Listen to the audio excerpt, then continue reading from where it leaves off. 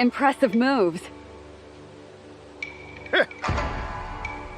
I've spent half my life mastering this sword craft. Had I known, I'd have practiced mine better. Oh, where did you train?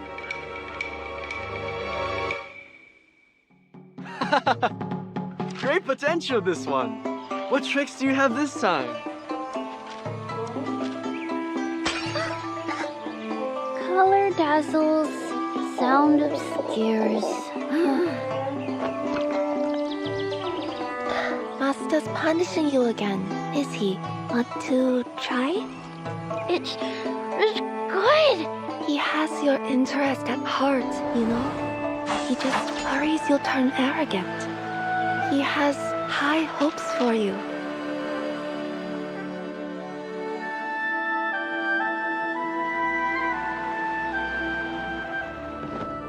I am honored to receive this mission, Master.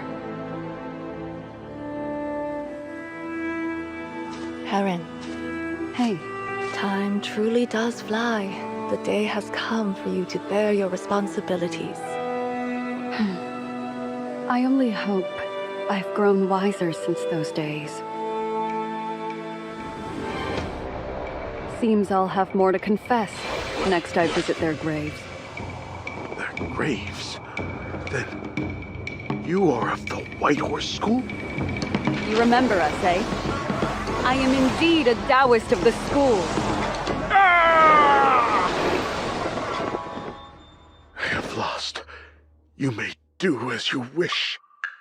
Wait, that 15-minute standoff was about whether to put honey on a few cakes? I don't mean to be difficult. I just prefer bolder flavors these days. Each to their own. But why here of all places? Shall we go to town for dessert tomorrow?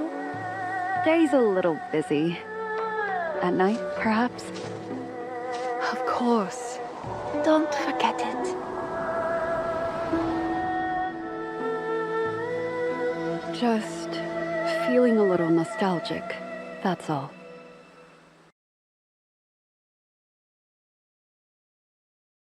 Pull them from the trench! Violating the law! Desertion! I'll execute the cowards myself! Wait. Admiral, I assure you, there will be no more deserters, no more dishonor among our ranks. I know every one of you. You are all brave soldiers. Soldiers who would never abandon their comrades. Why did you flee? I saw the charging soldiers vanish in the rain. Who are we fighting? What are we fighting for? Admiral?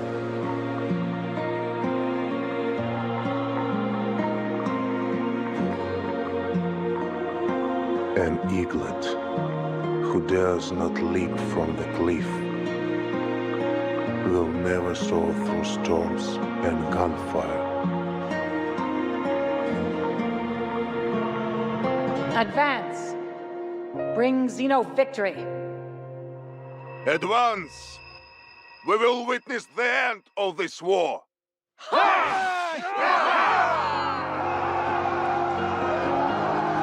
Time and again, the Admiral has thrown us to the gunfire. Like when we fell, his flight unit caught us. When we burned, he made the river burst. We have nothing to fear. Because he is with us, no matter what. Advance! Win the round. Win the game you play so well. My soldiers are not pieces. The Admiral knows each of us by name. Advance, Igor.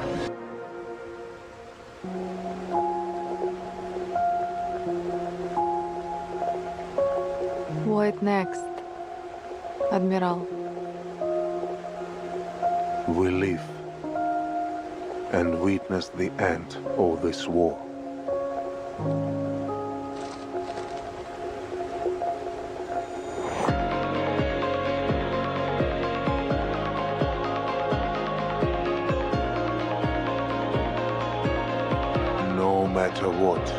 I will stand with my soldiers until the last train drop rises.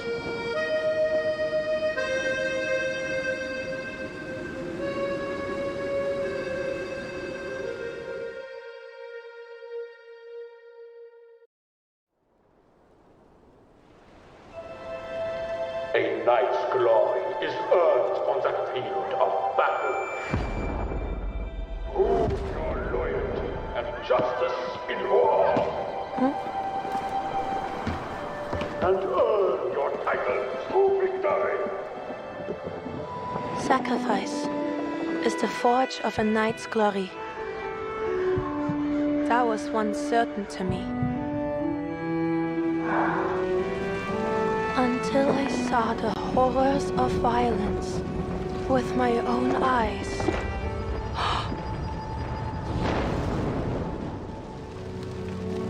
There are no weapons fit to bring us glory. You have fulfilled your duty, my friend. May your soul rest in peace. Hands off me! You're my enemy! Hands! Hold still. We need to stop the bleeding.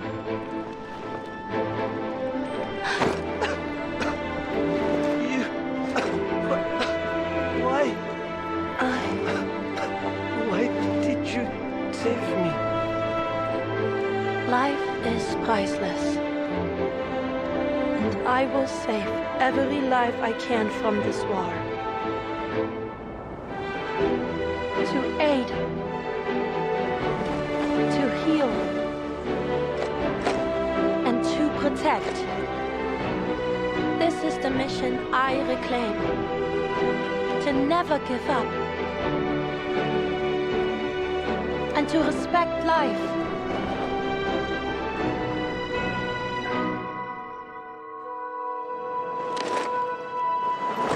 Medic! Where's the medic? We have an emergency! Every day I wake up! Okay. Okay. Open. Hello, Dan. How are you? Welcome. Welcome, welcome. Hello, Beefum. How are you? Welcome in. We're just starting. Is what I would say, but why is the thing not showing up? Oh, there it is. Okay, cool.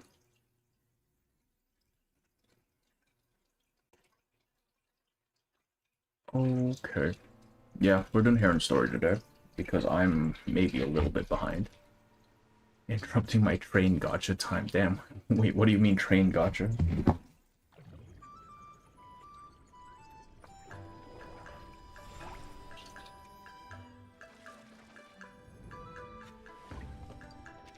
Alright. I often climb the highest roof I can find.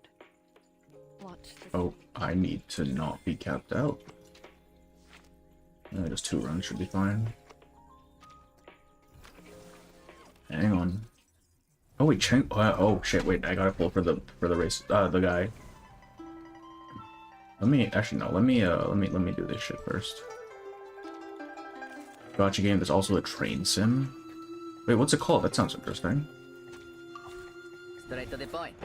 I like that. R99 dailies while doing a running.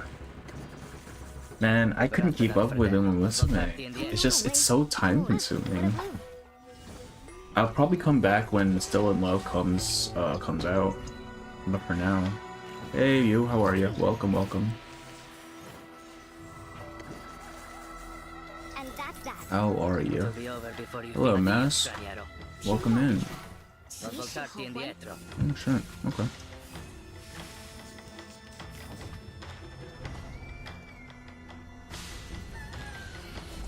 I need to figure out how to do the fucking glitch for this, man. It's so annoying having to wait for this this animation to play out.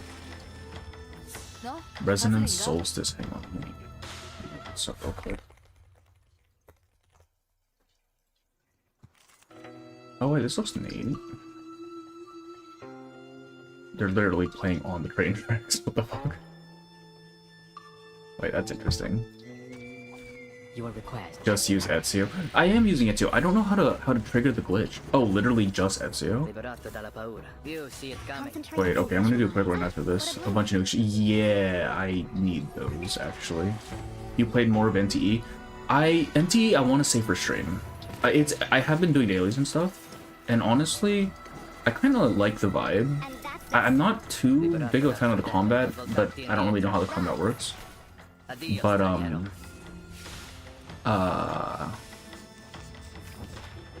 I lost my train of thought. Holy shit.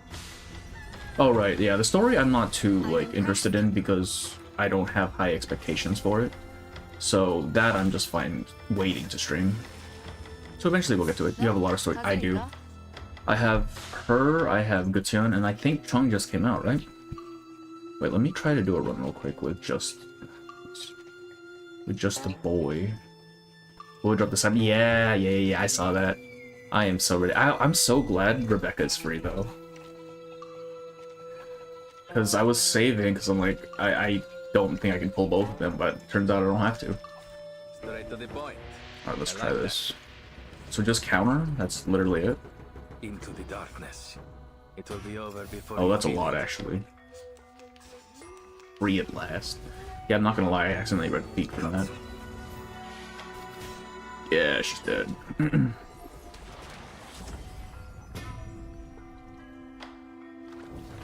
She has the same haircut as you. Man. What is this? This bald rep is, See, that's the thing, right? It just... No matter what I do, I can't get the one turn kill. Because either way, she'll spawn this little guy here. And then this... And then she'll have her animation play out as well, which is like, man, come on. Also, yeah, Prieststorm. Fuck, I don't want to do Prieststorm. Wait, so Prieststorm actually has a story, right? Like an ongoing story? You're using the wrong weapons? Oh. Wait, what weapon should I be using?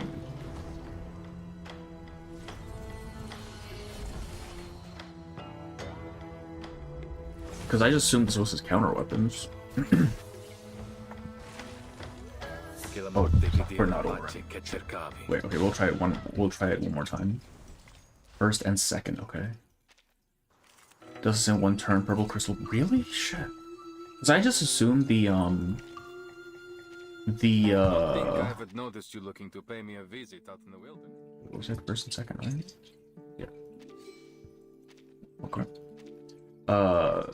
The animation was just unskippable or something, but it's not. Alright, we'll try again. Straight to the point. I like that. Ezio, please. Wait for I need you to clear this. Extraction insignia plus Vitu is still broken. Wait, extraction insignia, wait.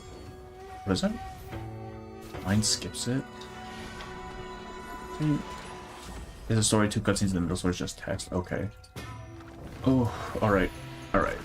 I don't know. Fucking... See? This is so... Wait, why did I do that? Okay, it's fine. It's fine. It's fine. It's fine. We're just skill issue today. It's okay. Why did I not counter? Alright. So, okay, so Prieststorm we'll probably have to do next time. I think we can do the anecdote as well. How long is Gutian's anecdote? Because I think we can probably get that done today, if it's not too long. Oh my god, Wait, what? Why shouldn't she die? There we go.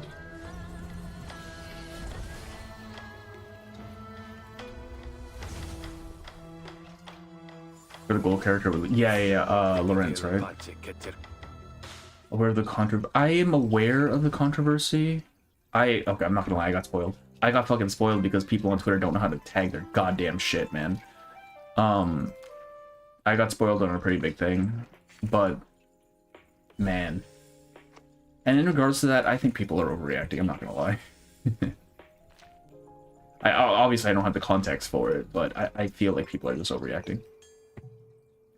Alright, let's pull for this boy, because I do want to use what's-her-face. Can't handle the insane amount of aggression, so it would time me out. Okay, damn. Nothing ever Herons. Yeah, exactly, nothing ever Herons, man. Alright, Chen. Are we gonna be screwed for 3.5? Probably. Shit. I got kind of lucky on the last one, man.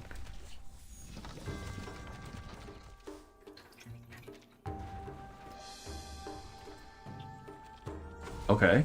Okay. What is Chung? Is he Star? Surely he's Star, right? Are we waiting for Star? I think we're looking for Star. Please. For the love. God damn it. Or is he playing? Nope, it's just Kakania. It's just Kakania. In what way is it an overreacting? See, the thing is, I can't say without spoiling shit. I don't want to spoil shit. Alright, that's a purple thing. Because I feel like... I don't even know how to say it, man. Like, story will happen. And I think just because something you don't like happens, that doesn't necessarily make it a bad story. It's just unfortunate for you. Start playing R99 right at the end of it. Oh. CN drama. Yeah, 3.7 drama. Which is why I can't say too much about it. I think we're just fucked with 3.5, bro. It's so over. Because I honestly, I want Ramona more than I want Lorenz. So, wait. No, I'm gonna keep going. Streamer log. Paper Heron while doing dailies. Okay, that's a purple bag. Jesus. Surely I can just gain enough by the time the next one comes around. Alright, I mean, this is gonna be the guy. Is he Star? He is Star. Alright. Perfect. Since I renounced my role, you need to dress me by any title. Please, call me Cheng. Would you like to catch the line? This is a beautiful place. The lake... Suburb ain't much better, yo. Just as they do Skill issue, media literacy issue, nothing burger. Yeah, that's what I'm saying. Obviously, I don't have all the context, but from what I understand, it just seems that they don't like how the story went. Which, I mean, that's gonna happen, man. I don't know what to tell you.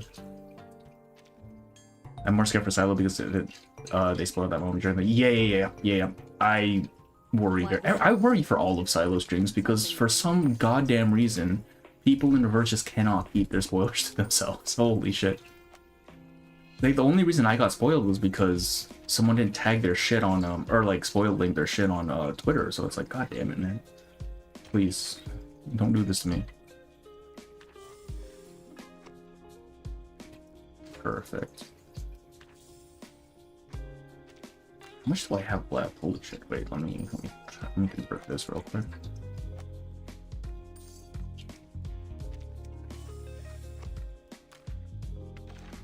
Oh, we are looking rough for next patch. All right. Barrel was my first exclusive. Oh, that's a good first 6-star, damn. Oh, I still have to do the Mario Party shit too. God damn. I am so behind. All right. Heron story. Spring slowly comes. I'm not playing Yue yet, so I'm contemplating being her, Jinongxia, and Lucy before considering Chen. Honestly, it's weird, isn't it? Because Liang Yue kind of wants Chen. Ju, I think, has been power crept to shit, man. I'm so sorry. I don't think she can do anything. I don't think I've done her survey. We'll do her survey. Check real quick. And Lucy, I don't know where Lucy is currently in the whole meta. Do that first. P2 with P5. TF is so good. I heard P1, damn. Okay. My TF, I don't know what she's at. I think she's like P1 or something. I still haven't used the camera thing. Because I don't know if anyone else gets a photomancy that's actually nice. Liang Yue or Oldest Fire. I honest to God don't even know how that team works. Or how Liang Yue works. In general. Lucy's so strong, Jill is just unfortunate. Yeah. I don't know, maybe she'll get another Euphoria that makes her strong again, but I doubt it. At least not until... No, I doubt it, because every year is just going to be the previous limited getting the thing, isn't it? Oh my goodness, keep my eyes on any anti-Meryl controversy. Hey, fair enough, man. Sometimes you just don't like a character. I don't dislike her, I just find her to be a little bit of a liability. Like, why are we taking her along, man? Jesus Christ. No worries. Let me Oh, think on yes, it. look at that. Or maybe Big numbers. A bunch of 50-50 losses for the TF, so she was low-key climbing without me. Yeah, I mean, like, losses previous to Euphoria would have been kind of painful, but now that shit is strong as hell. Yeah, I love AAL. She's so fun. I have her. I'm using her other skin though. I'm really torn on whether I want to use her base skin or her Chinese New Year skin because they both look so good.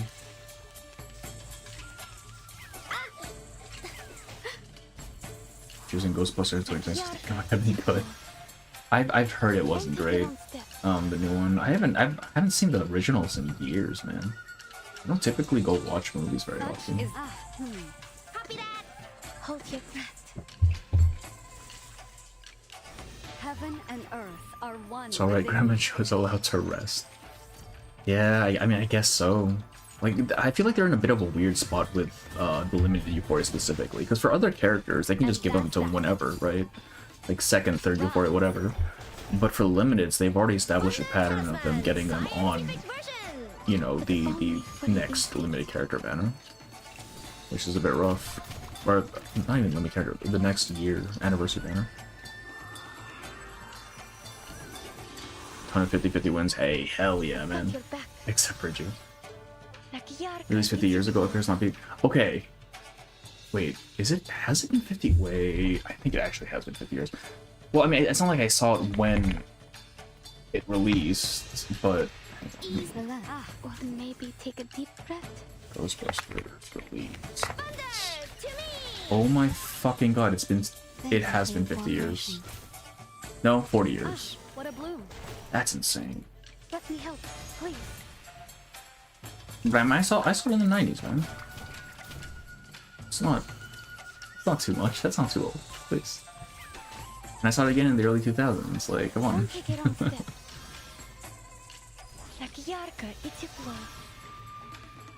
Emerald stuff does appeal to me, but I can see why she'd be less popular overall. I mean, yeah, because her main thing is being kind of a failure, isn't it?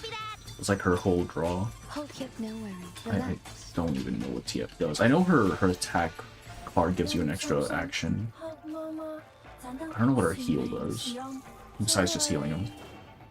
He's a half-assed character, even Blue Hawk admitted to it. Damn, that's so sad. Both the new and TFs. Yeah, I did too. It's so painful. That was so expensive. And I got it 6 because it was a, what do you call it? Tarot skin. When you think 20, yes. You don't even have to ask. Yes, I do. Very much so. Like, I hear someone talk about, like, say, Pokemon, right? And I'm thinking, oh, Pokemon. I remember playing Black and White. That's a pretty new game. Nope. Black and White came out in, like, 2010. Fuck me, man. Why isn't this shit dead yet? I feel like I've been doing this for a while. It's a tough one. Let me think on. Or maybe take a deep relax. Even if Pokemon won't save themselves. Man. Emerald was 20 years ago. I see people that are, there you go, Pokemon Red. The classics. Yeah, see, Pokemon Red, Pokemon Emerald, those are the old Pokemon games, right? Like Black White, that's still new. That's still new, come on. Oh my god. I'm impressed. I've got your back. Don't take it on step. Argue the Meryl has a similar issue to Engine transition from Cable Soldier to Flustered Mess. No, yes, absolutely. Like, I can buy the excuse of, you know, she was in a high-stress situation, she basically was running on autopilot, etc., etc., but you gotta show that, man. You can't just have it just be like a switch flipped off-screen, and now she's just a little scared girl, right? Like, it just doesn't feel right.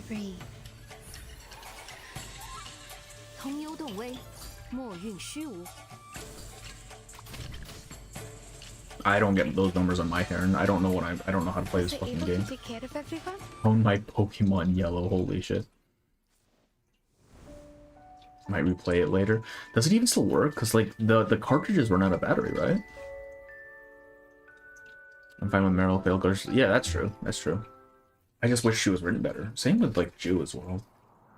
Like Jew got so shafted by her story. Alright, let's go. The cartridge doesn't wait. Wasn't that the case with GBA and SP games where their cartridges would run out of batteries? The morning began with soothing silence. The handhelds runs over. I see. Punctuated only by a soft, cool breeze. And soon after, the first rays of sunlight broke through in full. This is Game Boy Color. Holy fuck. I've seen that suitcase interaction. Announcing the first gas of spring. Okay, I'm assuming this is going to be a past arc for her, right? Surely. A young Dallas rests atop a leafy tree, feathered by the spring breeze and shaded by the leaves, slowly drifting towards sleep. Faint voices from below rouse her. She leans in to listen carefully. Master. Pinch. Though drowsy from her rest, she leans closer still, trying to make out what the voices are saying. My mic's all the way over here. Is my sound even? Is my voice even coming through proper? Okay. In Chuntown. The sky above is a dull pale gray. The first lunar month has just ended, and despite the melting of the ice and snow, the air feels colder than it should. The innkeeper slowly paces about the courtyard with her hands behind her back before deciding to rest in an empty chair. It's freezing. Why hasn't that boy thrown more wood on the fire, huh? Where is that loud anyway? Dang. Didn't anyone teach you that there are rules out here? I don't care about your rules. I follow my own principle. Is it too much to ask for a single day where no one draws their weapon in my inn? Katin was the main character in 1.6, not Lim yet. Yeah, very much so. But it's not so much Jill being the main character, it's more that the way her character was presented just was kind of half-baked, which really bothered me, because I feel like they could have gone in a very interesting direction with it. It's just, they didn't. The innkeeper sighs and slips away from her barely warm chair, moving deftly around the corridor to hide herself. Madam. I was wondering where you'd gone off to, avoiding your work, no doubt. This is hardly my fault. Besides, it's not as though we have any real customers today. Shh. Be quiet, they might hear you. Alright, I'll just take a quick look to see what's happening. Oh my, that man has a knife in his hand, but the girl he's facing actually looks relaxed even. Wait, that peculiar mule. Why is it always the mule? Mule of hers seems familiar. Clang.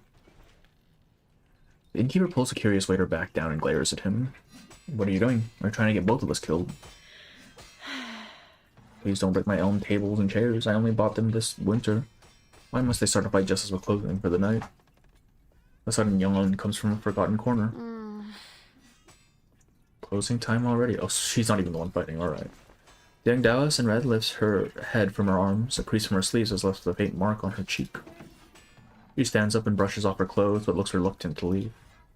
But I haven't finished my mung bean cakes. Forget about the cakes. You'd better find somewhere to hide. There's going to be a fight. Should it get out of hand, some innocent bystander may get hurt. And that's the last thing I need on my conscience. A fight? Where I don't... Okay. Heron, please. Why are you sitting back down? don't worry. Because there's nothing to worry about. That girl knows her limits. She'll be careful. What about the angry-looking man? Oh, he's certain to lose. So sleepy. This'll take a while. Wake me when you close. There's no time for a nap. The Taoist gives a casual wave of her hand, her head already resting on the table once more. Who is she even with right now? While the Taoist sleeps soundly, tensions run high near the gate. Oh, it's just somewhere we've never seen before. Even if they don't aspire to be a hero, a Taoist should never use their skills to cheat people. Who spoke any words of heroes? I want to let some irritating little bug lecture me. Come on, let's see what you're made of. It takes no strength to know right from wrong, and this is a wrong I cannot walk away from. Big talk, little bug. Let's go.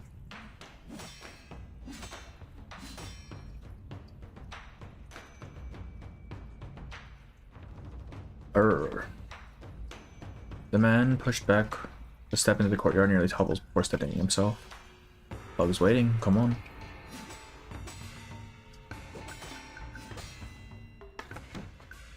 From his hiding spot, the waiter slaps a nearby wall in realization. I remember her. She was involved in that trouble at the pawn shop last month. Apparently that pawnbroker Wong is pressuring a customer to sell their family heirloom. The girl happened to pass by, so she intervened to try and reason with him. After exchanging only a few words, it escalated into a full-blown fight. Oh, that girl. She showed up just before the Dushul festival, if I'm not mistaken. I heard she was looking for the, what was it again, chief loaves? Whether she found it or not, she's certainly causing a world of trouble. Neither pawnbroker Wong, talisman seller Li, nor the head of the armed escort, Mr. Zhao, could stand against her. The waiter counts out the names on his fingers while the innkeeper shakes her head disapprovingly. She's certainly bitten off more than she can chew this time. Oh no! Come in this way. Come, let's get out of here. You there, are you coming? The sleeping Taoist only shifts place in response, clearly more interested in staying where she is. As the fight draws closer, the innkeeper lets out a weary sigh, grabs her bumbling waiter by the collar, and rushes into the kitchen.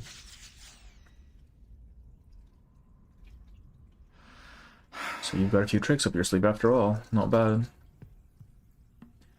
If you return the money you swindled and swear to clean up your act, I'll let you go. I kind of like this design. It's a bit simple, but it's really nice. Okay. And what makes you think I'll stay true to my word? My money's long gone, and I wouldn't be so confident if I were you. With a glance at the napping Taoist, the man's sneer twists into a malicious grin. He flicks his wrist, sending his knife flying towards her. Watch out. Gritting her teeth, she pivots and throws her long sword, sending it flying through the air and knocking the knife aside. She breathes a subtle sigh of relief. Clang. The longsword clatters to the ground, the sound almost lost in the man's bellowing laughter. With another sneer, he draws a second blade and brings it down in a heavy slash. I don't think that's for the best.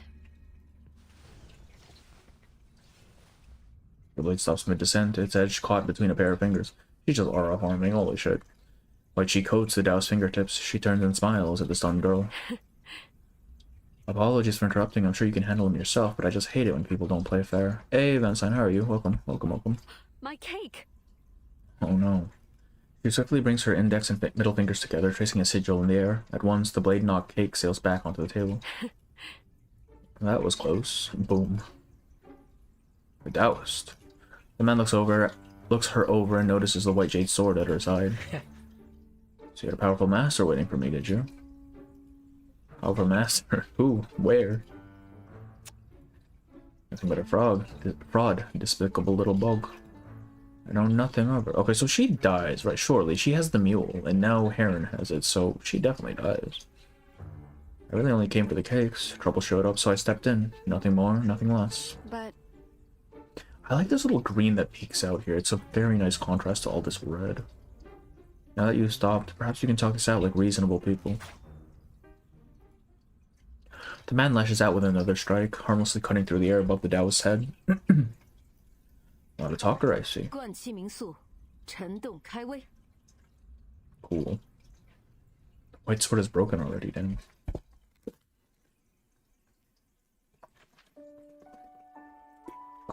Let's control the flow to transform the paper and cleat. Oh, is this? It's just a paper thing? What happens if I fuck it up?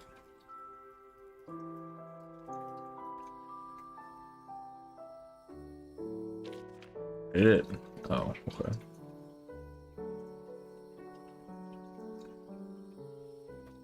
Close enough. Close enough.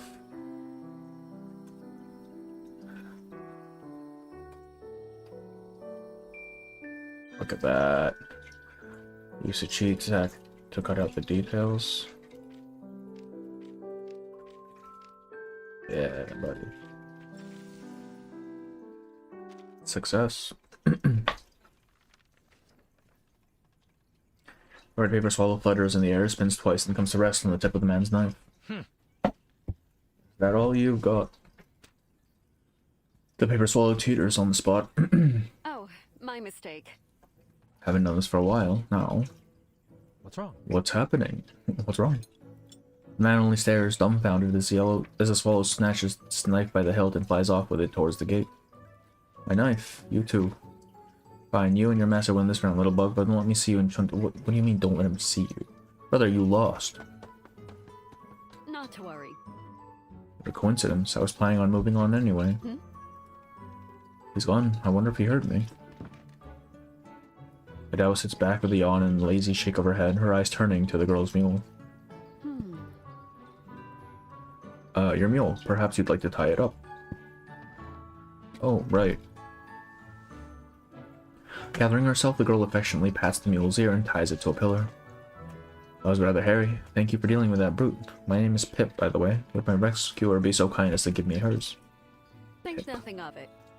You're very welcome, Pip. They call me Paper Heron. Lady Paper Heron. But just Heron will do. Alright, Heron. Heron. So sorry to have disturbed your rest. Please allow me to repay you with a meal. Oh, there's no need for that. I still have my cakes to work through. It would be remiss of me not to drop that right this instant. A sheet of snow slides down from the end's eaves. Paper Heron turns her gaze towards Pip's outburst. The mule, somehow freed, eyes her slowly, then with a deft flick of its tongue, it swipes the last cake.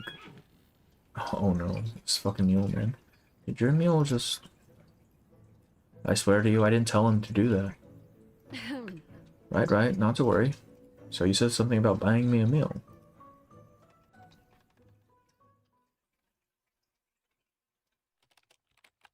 To be continued.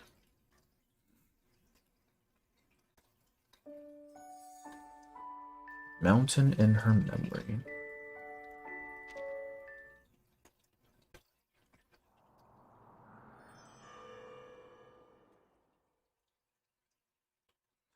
If dice little meal couldn't be quite for real, exactly. It absorbs her life force and gains a third dimension. Like, surely Pip dies, right? I'm almost certain. I don't know how else this turns out. Finch. Thought you were due to be back tomorrow. Earl Finch. So what did you do with yourself while I was away? Well... The only thing there is to do. Recite texts morning and evening over and over. This thumbnail is tech one. I like this thumbnail though. It's a fun one. The master sighing in the courtyard has nothing to do with you. Well, he asked me a question and I answered honestly. Pearl Finch lets out a resigned, knowing sigh.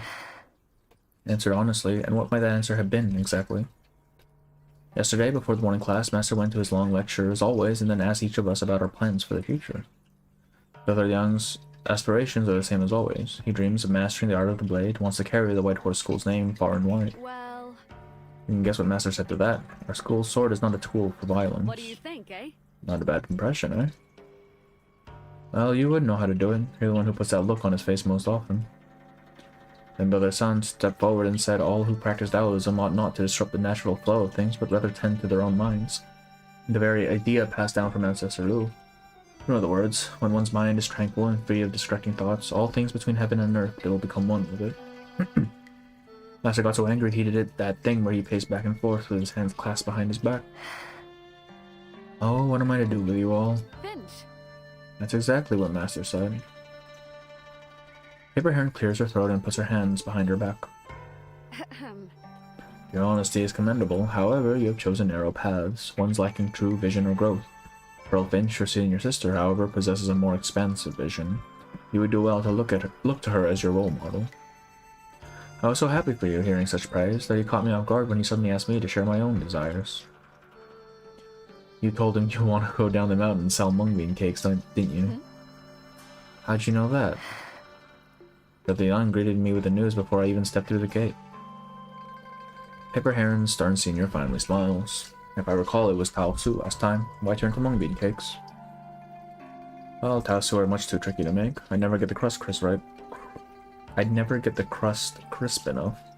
Mung bean cakes are far easier. Heron. Clearly, you've thought this through. Of course I have. If spiritual development demands our full focus, then I say daily life does too. Master teaches that the way is in everything. Brother Lang seeks it in the sword, Brother Sun in the mind. As for me, I'll look for it in my cakes. Perhaps we'll each find our way. No wonder Master's upset. One fights, one studies, and one dreams of running a cake shop. The White Horse School has soldiers, scholars, and even wanderers, yet none will answer its true calling. None will take up the duty of subduing the untrue. That's not true. We still have you. Me. That's right. We all know Master favors you, and you're the one who's been seeing to the school's affairs. It's only right that you inherit its legacy. Me? I don't think so. Keeping Lanzhou subdued is our shared duty. Okay. Alright, I don't know why that took so long ago. Duty we all accept without hesitation, but when the day is done, we each have different gifts. She shakes her head and smiles, her shoulders dropping as she decides not to finish her thought. Never mind. Oops. So I brought some fresh Taosu from town. I'm not certain they'll be to your liking, but...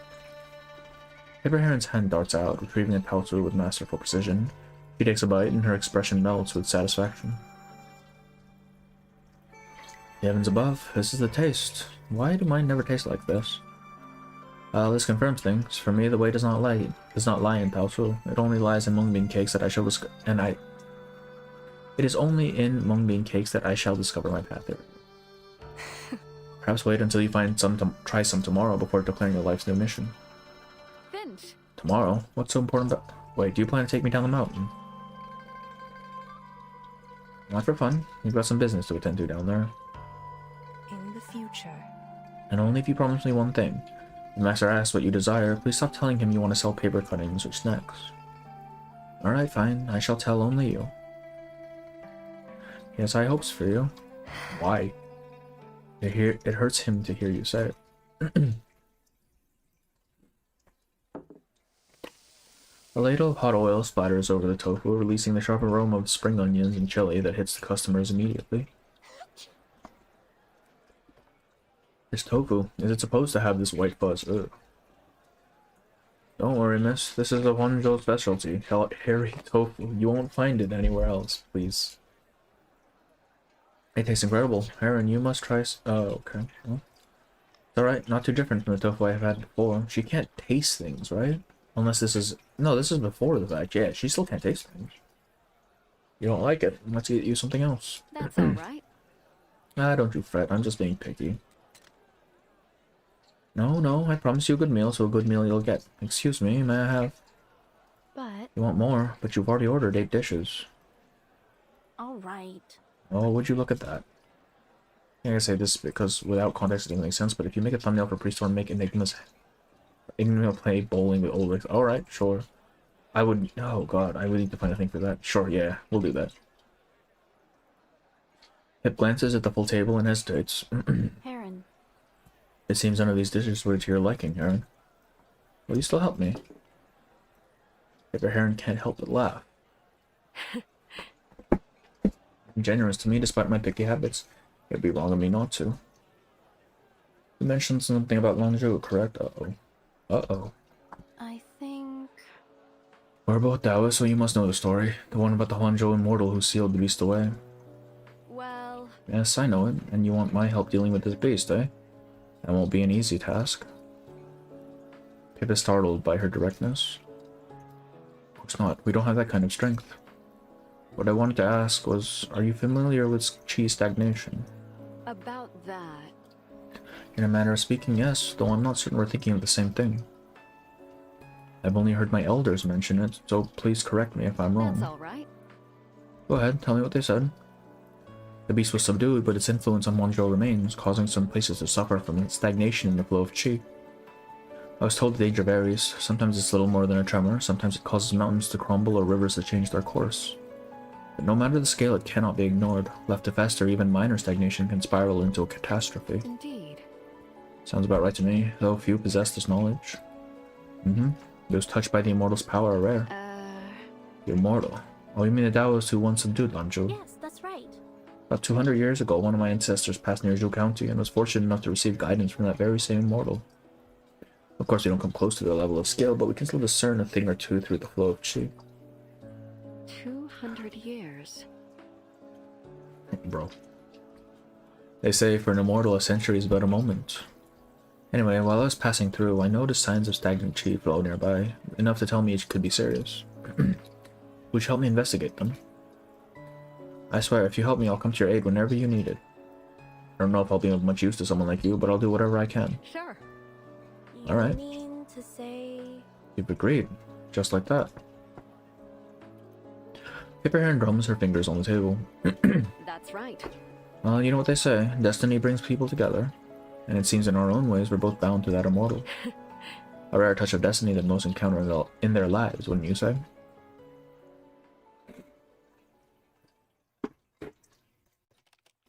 To be continued. Oh boy. I wonder how accurate this needs to be. Like, how much can I fuck it up?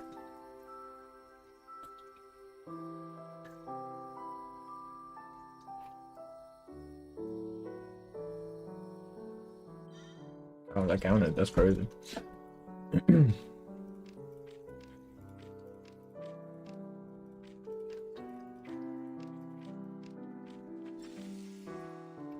They're little dudes.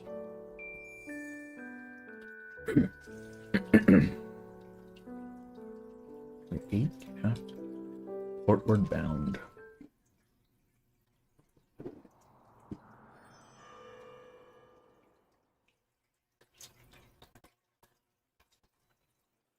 A cool evening, but spring breeze carries the scent of magnolia and the soft, damp breath of the river. As night falls, the bustling market street winds down, and a vendor carrying 2 baskets of unsold magnolia flowers slowly walks towards its end. Paper Heron leans on the windowsill watching. She doesn't blink until the vendor disappears into the distant shadows. What's on your mind? I was thinking every time I come to the mountains, there's so much that feels new. Like that play, Receiving Longevity. That was my first time seeing a floating stage on the water. They were so far away, I could hardly see the person wielding the sword, but it must have been amazing. The cheers swelled like ocean waves. And the lanterns on the boats, they lit up the whole river. Yes. Come just in time for the Dushko Festival. My first time seeing it all too. They weave such beautiful lanterns. The bamboo splints they use are shaved so thin and woven together as finely as thread. And when they move, it's like watching carp swimming in a lotus pond. Brother Liang bought one once, do you remember? You're right, he did, but I like these lanterns more. Oh, I'm not sure about all the new food. Tofu with white fuzz, fish with strange flavors. Not to say they're bad, but... And the magnolia cellar just now. We also saw one at the city gate this morning. Magnolia flowers. Yes, you can take some back if you like. Well... I would like some, but I'm worried they'll wilt before we make it back up the mountain. Better that someone else buys them. They'll last longer that way. Here you are, your tea. As they're talking, a waiter arrives with their tea and 2 plates of delicate pastries. These pastries are a delicacy from the Wu region. I hope you enjoy them. You have pastries from Wu? Yes. Yes, indeed. We are the only establishment in all of Hangzhou that sells them. See that ferry out there? Delectable as they are, these pastries don't keep for long. They're best fresh from the boat. Were they to be sent to the next town, they'd lose their flavors before they ever arrived. Hangzhou is all mountains, which makes travel difficult, but there is a ferry just east of our Chum town. Thanks to that, we can use horses and boats to deliver these pastries here while they're still fresh. Wu-style pastries are the finest, though they tend to be very sweet. We do hope they're to your liking. Much appreciated. Thank you. Now I have to try them. She picks up the nearest one and examines it carefully. Master says I'm from Wu too, so what's so special? Very sweet. Filled with red bean paste. I did warn you, and before you ask, no, there are no refunds. Dolphin shakes her head with a smile and pushes a cup of clear tea towards Paper Heron. Like this, it'll cut the sweetness. With this spring's tea leaves not ready, the establishment still serves last year's tea. Its leaves are aged, but the brew is light and clear. This mung bean case tastes nothing like the ones our brothers bought. By my eye, it seems they've used sticky rice and sesame oil. I wonder how they mix it all together. If I were to sell them, I wouldn't use that raw sugar bean paste. I'd go with something lighter. What's better, maybe salt and pepper?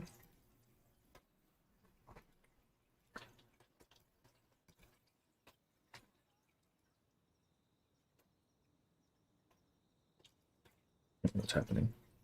Finch. Are you listening? The wind picks up, bells chime gently under the building's eaves, and a pair of resting birds fly away startled. Heron. Is it truly your desire to go down the mountain and sell cakes? Of course, but I can't just leave. Just like our brothers, they don't really want to stay on the mountain either, do they? Brother Liang, I've watched him practice with his sword. He's amazing. He wields his blade like the heroes in a story. The ones whose swords can cut water. But Our techniques focus on regulating chi, concentration, and visualization. Longevity sword cares little for physical sharpness. That's right. And Brother Sun lives only for poetry and song. When I first came, he'd have his nose in a book of verses all day. All that knowledge, and he still couldn't remember the Grandmaster's full title. Convincing him to read Taoist texts for decades would be a real challenge. You've all been so kind to me, stayed with me. How could I possibly leave you behind? Ah, you, I can't even... Have any idea how many dreams of joining the White Horse School to learn the How many dream of joining the White Horse School to learn the method of longevity, and yet the three of you act as though it's nothing. But what's the difference? Between selling cakes and study... Brother, what do you mean, what's the difference? There you go again. She lets out a long, weary sigh. Of course there's a difference.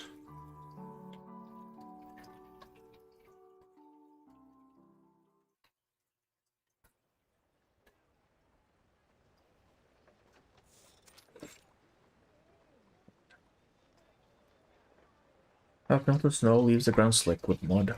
At times like this, few are willing to brave the streets, save for a couple of tired-looking market stall vendors leaning against the roadside. I think that...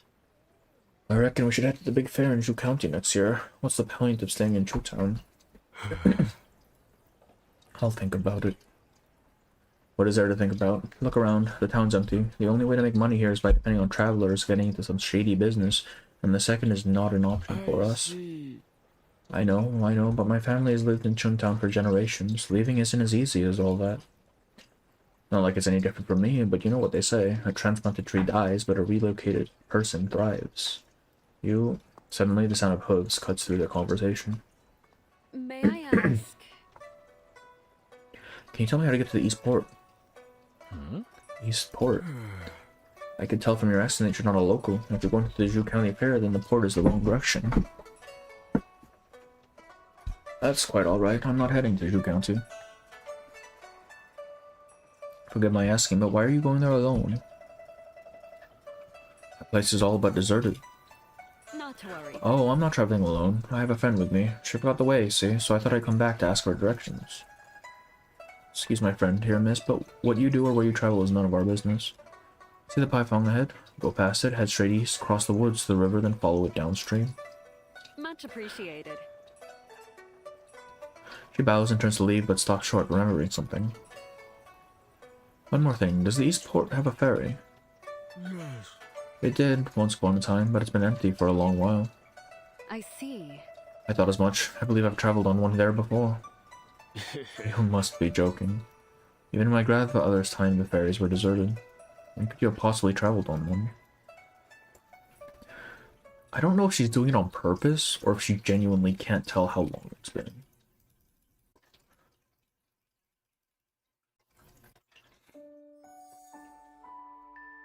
Old tricks.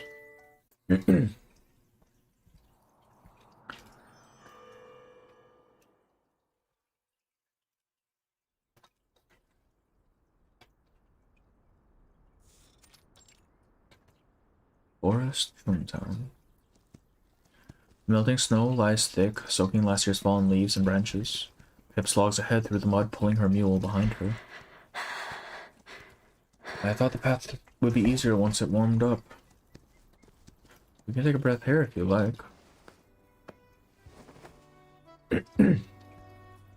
Heron takes the mule by the reins and ties it to a dead tree beside the path.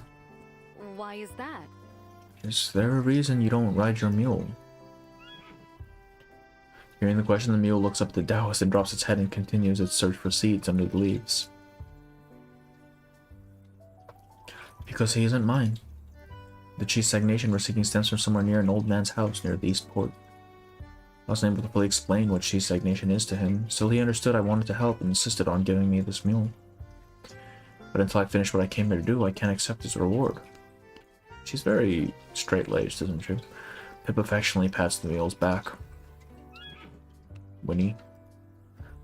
Oh my god, it already became hyper-realistic. Paper Heron gives a nod of approval and gives the mule several pats of her own.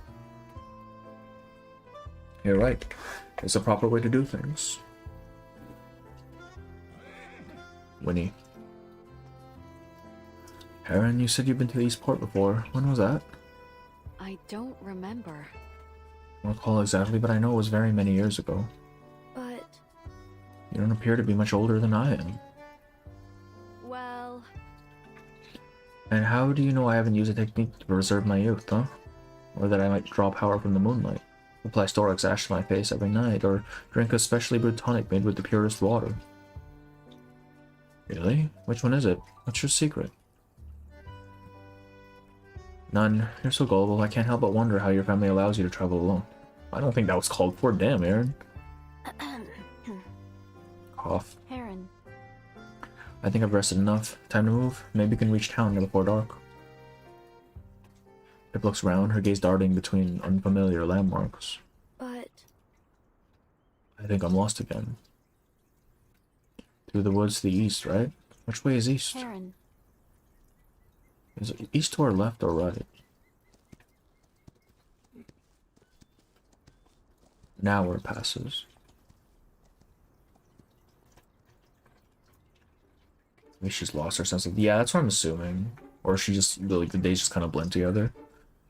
We're back where we started. Heron, you don't know the way either. That's right. Even before she was bad with directions in the main story.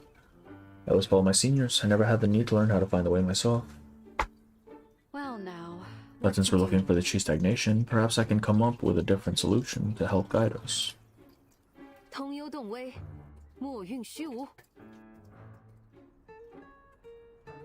Okay.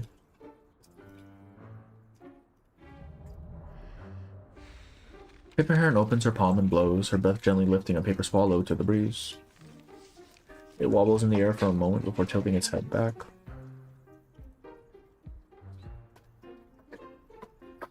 I left a trace of chi on it. As long as we're not too far, it should be able to guide us to stagnant chi.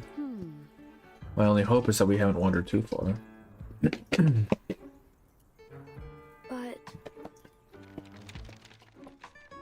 The swallow circles Paper Heron twice and lands on her hair and begins pecking at its wing. It's never flown that fast before. Pip, did you see which way it went? It seems to be on your head. Huh? On my head.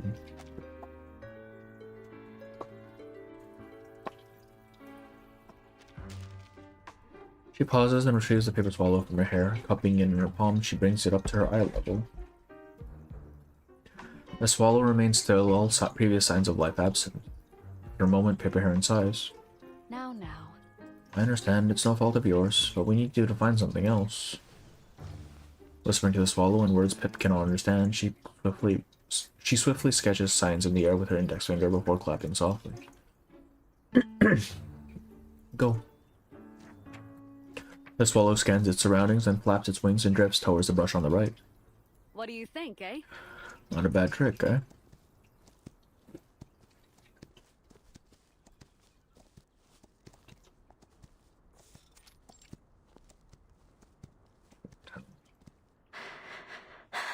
This technique of yours is similar to what you did to that brute's knife back at the end. That's right. Just a little trick I picked up. I can teach you if you like. When I think of it, you were so busy finding the way here that I failed to ask. Why were you fighting that man in the first place? He's a fraud. One that almost fooled me too. He had set up a fortune teller stall by the bridge. He claimed the land was cursed, blaming it for the town's decline, and offered to cleanse the misfortunes in exchange for offerings. At first I thought for certain he'd know more about chi stagnation, so I wanted to ask for his advice. But after observing him for 2 days, I realized he was a fraud.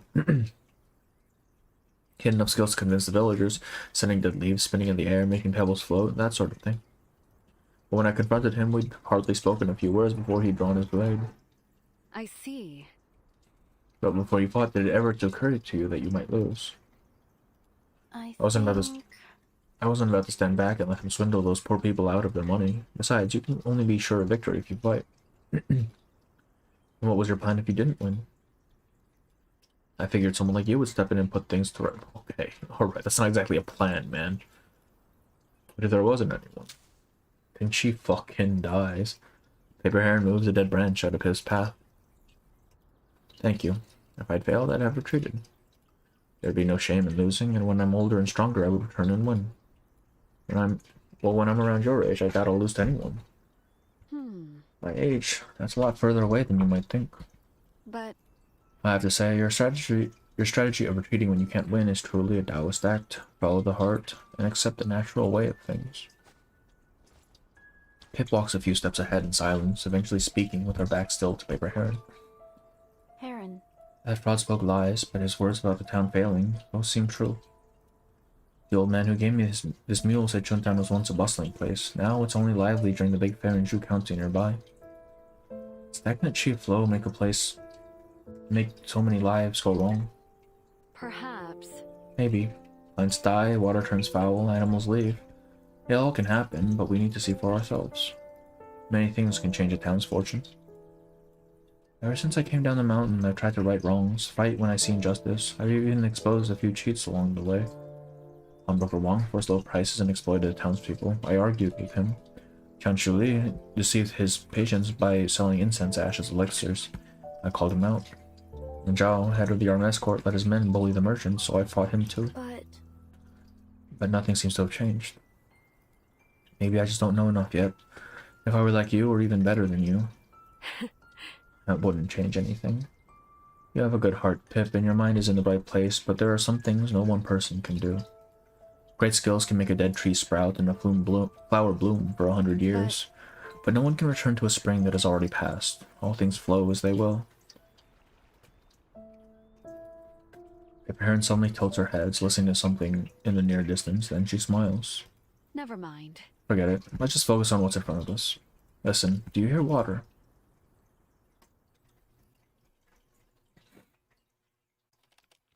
To be continued.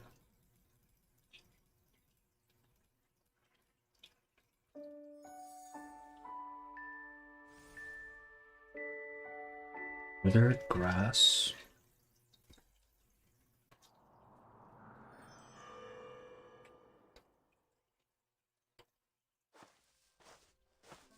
Oh, this place does not look good. Dang. The apricot tree, Eastport. Whoa.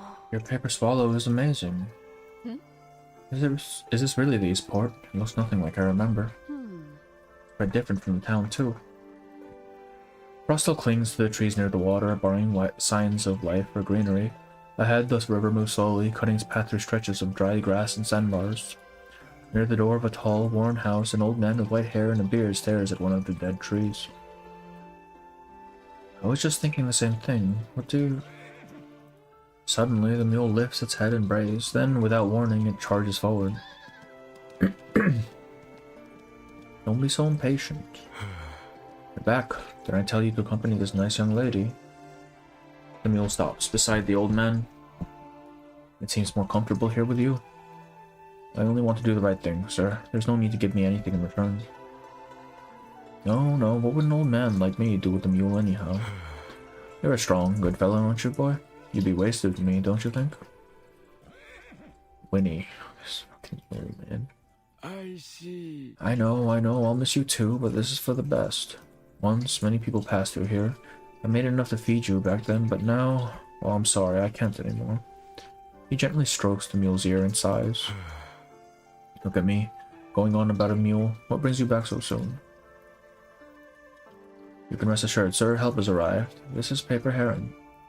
I may have lacked the skills to finish what I'd started, but I'm certain that she will be able to help. Paper Heron smiles at the old man and glances thoughtfully at the dead apricot tree nearby. Seems we've come to the right place. Oh, don't trouble yourselves. The good days are long gone, and they're not coming back.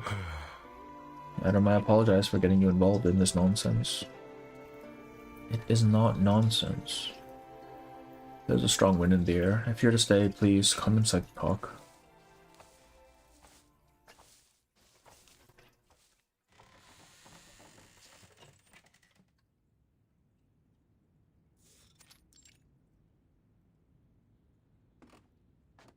Not much, but you're welcome here. Allow me to make you some tea. Bright light streams through the window, making the time-worn carvings difficult to see. Inside, the furniture is fine, but old, lending the room a solemn air. Alright, while he's making tea, let's speak frankly. Frankly? About what exactly? Heron. The old man doesn't understand what's going on. How can he? But we both in this place is suffering from cheese stagnation. On the way here, did you notice anything unusual? Now that you mention it, yes, there were a few oddities on the road. Such as? Let's see, I got woken up by a fight, had my cake stolen by a mule, and spent most of the trip wandering around lost. Quite the peculiar turn of events, wouldn't you say? Okay, Heron, please. Not that kind of unusual, I'm talking about the chief law. It is true. Vague memory. It is true that this was once a busy ferry crossing. Oh my gosh, I just picked up Chung and 2040 bowls. Hell yeah. It's fine. I feel like I know where they're going with it, but we'll see. Right? Because we keep getting this idea of the old giving way to the new, even in the main story, and I feel like they're doing that again here. You remember that old ferry now. The old man hobbles over with a platter of coarse porcelain bowls filled to the brim with strong tea. He sets them on the table, its lacquer worn and patchy, but its surface clean. This is a local blend. When the ferry thrived, even the people of Boo loved it. It can't quite compare to the fancy teas folks prefer now, but it'll certainly quench your thirst. That's all right. This will do nicely, really. I'm not picky. Smiling, she takes a generous sip. Mahoga. This tea is good. Better than most I've tried. Pip, you really must take a sip. I tried it last time. Oh, it must be strong, if Heron can taste it. Pip holds her warm bowl in her hands, but her focus remains anywhere else. She hesitates and leans forward, looking at her companion across from her. Heron. I know you know more than you're letting on. Please tell me the truth. Do you think Chuntown went downhill because there's something wrong with the sheet here? Outside the window, a dead leaf falls in silence. Not quite. No. Indeed. The chi here is blocked, that much is certain, but you can't pin a whole town's bad luck on just that. As I said before, there could be many reasons for what's happening here. It could be the shifting of trade roads, or simply a turning of the human heart. Well, everything has its season. Everything has its season. Not everything comes from magic and sorcery, nor can they be fixed by them. Yes. He's right. I don't understand chi like the two of you seem to, but the new trade routes that open all go through Zhu County, so the ferry in town fell silent. There's how things are. Please excuse her, madam. She's young and her heart is in the right place. She believes everything must have a reason, a solution. So it's not the chi. But I never said it wasn't. Stagnant chi flows do pose a bit of a problem. Heron pauses for a moment in thought before changing the topic of conversation to a more optimistic motif. I think... Spring comes upon a withered tree. True, I cannot bring spring back, but making an old tree bloom again? That I can do. She's kind of cute. The Pip, yeah, I kind of like her design. Even if it's a lot more subdued. What? Used to be a local custom to plant trees here, back when the ferry still ran. For those returning, the sight of our tree standing guard was how we knew we were home, even before the ferry docked. My family has lived by the ferry for generations. This apricot tree was planted by my ancestors. It's a reminder of home. Many generations have lived under its shade. My grandfather stood under this tree when he sent my father off to work on the water. My father stood under it to see me push off for the first time, and every time we returned home, the tree was the first thing we saw. And now the ferry is dead. Sometimes I think the ferry, this tree, and I are all too old. Nice. If it could bloom again, that would grant this old man his dearest wish. Paper Heron tilts her head in thought, a wry smile forming on her lips. With a small flourish, she conjures a red paper-cut May blossom. It drifts down to settle on the worn table. Alright, how does that help, though?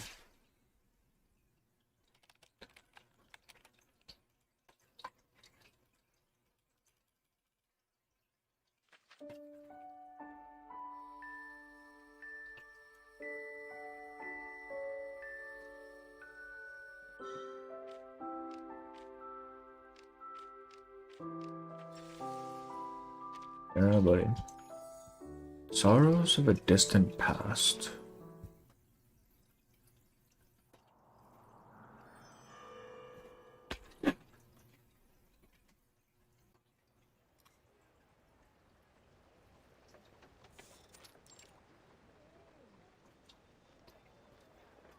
Three, two, one, good. Throw the line. Slowly now, don't hit anything. Where's the tea? I need a hand. The last of the cargo is loaded, and the bustle of the ferry terminal fades into a murmur. Sunset dances on apricot.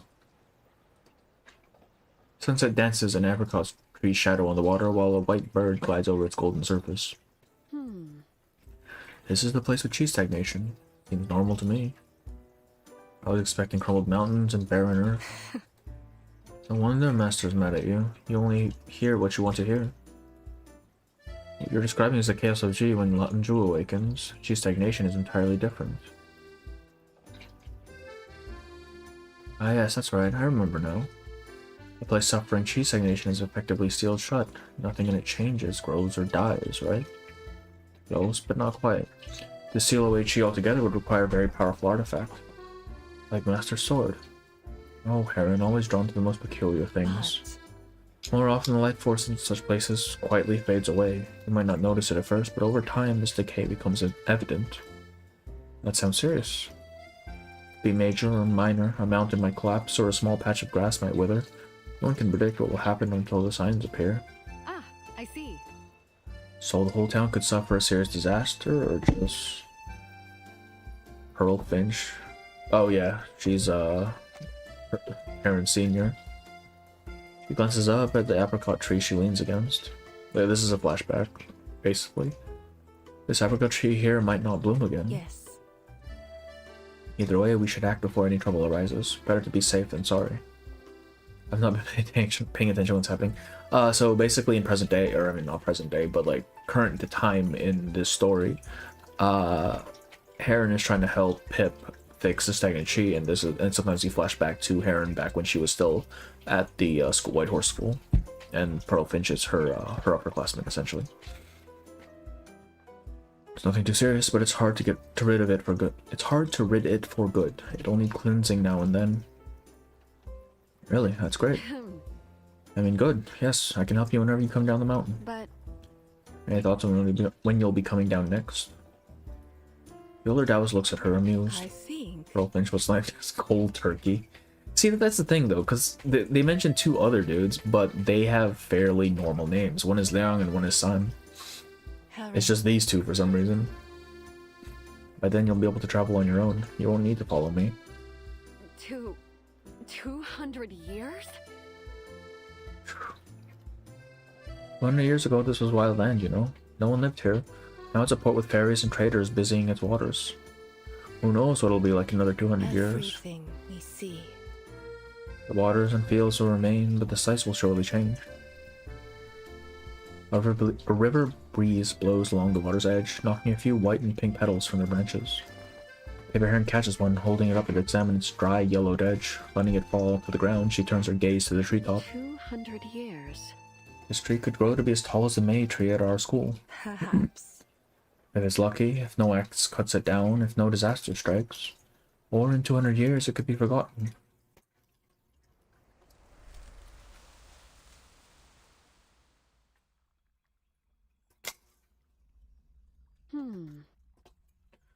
You'd be disappointed once you learn we're just saving one tree. I made a promise to the old man to help, and I will. Besides, saving a tree is a good thing. But where do we start? The girl stares up at the long barren tree, unsure of how to proceed. I did some investigating on my own. Clearing the chi won't be the only difficulty. There's also enchantment here placed by an immortal. Oh, I wonder who that could be.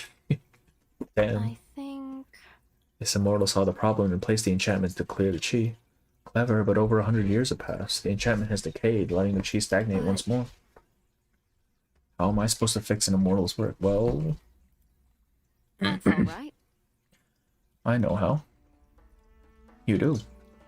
Well... Intricate as this enchantment may be, it is no immortal skill. Just a common ritual from my school. I've seen it many times since I was a youth. That's right. Your school. You didn't mention much about it on the way here. What's it like? But... Is Pip install a Taoist? Apparently, yeah. Pip is a Taoist, yes. Is in Wanzhou, or like it seems more she's a Taoist in training or something. She doesn't seem, she's definitely not at Heron's level. It's in Wanzhou, but we keep to ourselves up in the mountain. What do you mean it's gone? It's dead. What do you mean? So you may not have heard of it.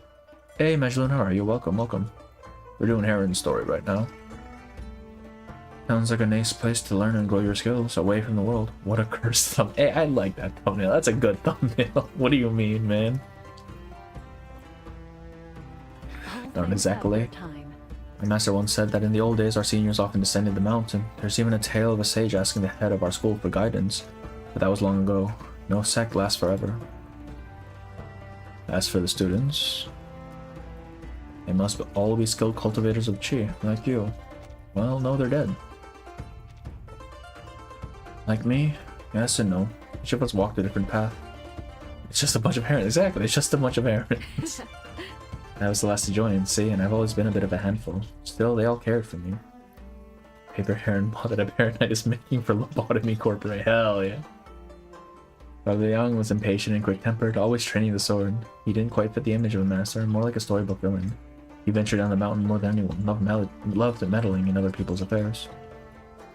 Father San hardly spoke, choosing only to read the Taoist text over and over. He had the appearance of a master, but he loved to lecture and scold people, and when he did speak, his words were often so fancy that sometimes I think even he didn't know what he was talking about. I also had a senior sister at school. We were the closest. She was kind. Master liked her.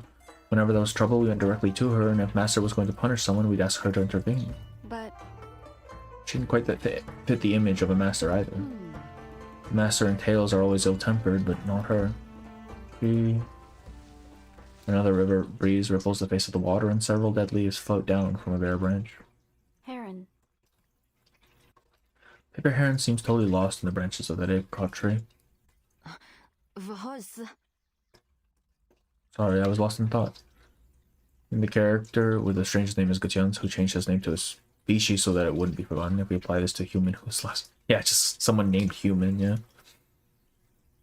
Did we ever get Gutian's original name? I don't remember. It's been such a long time. Now, this enchantment, not one I've ever studied formally, but it's common enough knowledge in the school. Shouldn't prove too difficult. Here we go.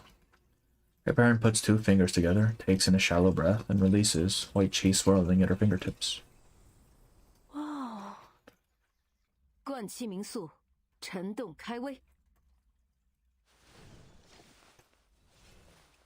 Is Heron the only one so far who's had different incantations? Because I feel like everyone has had the same incantation, just over and over.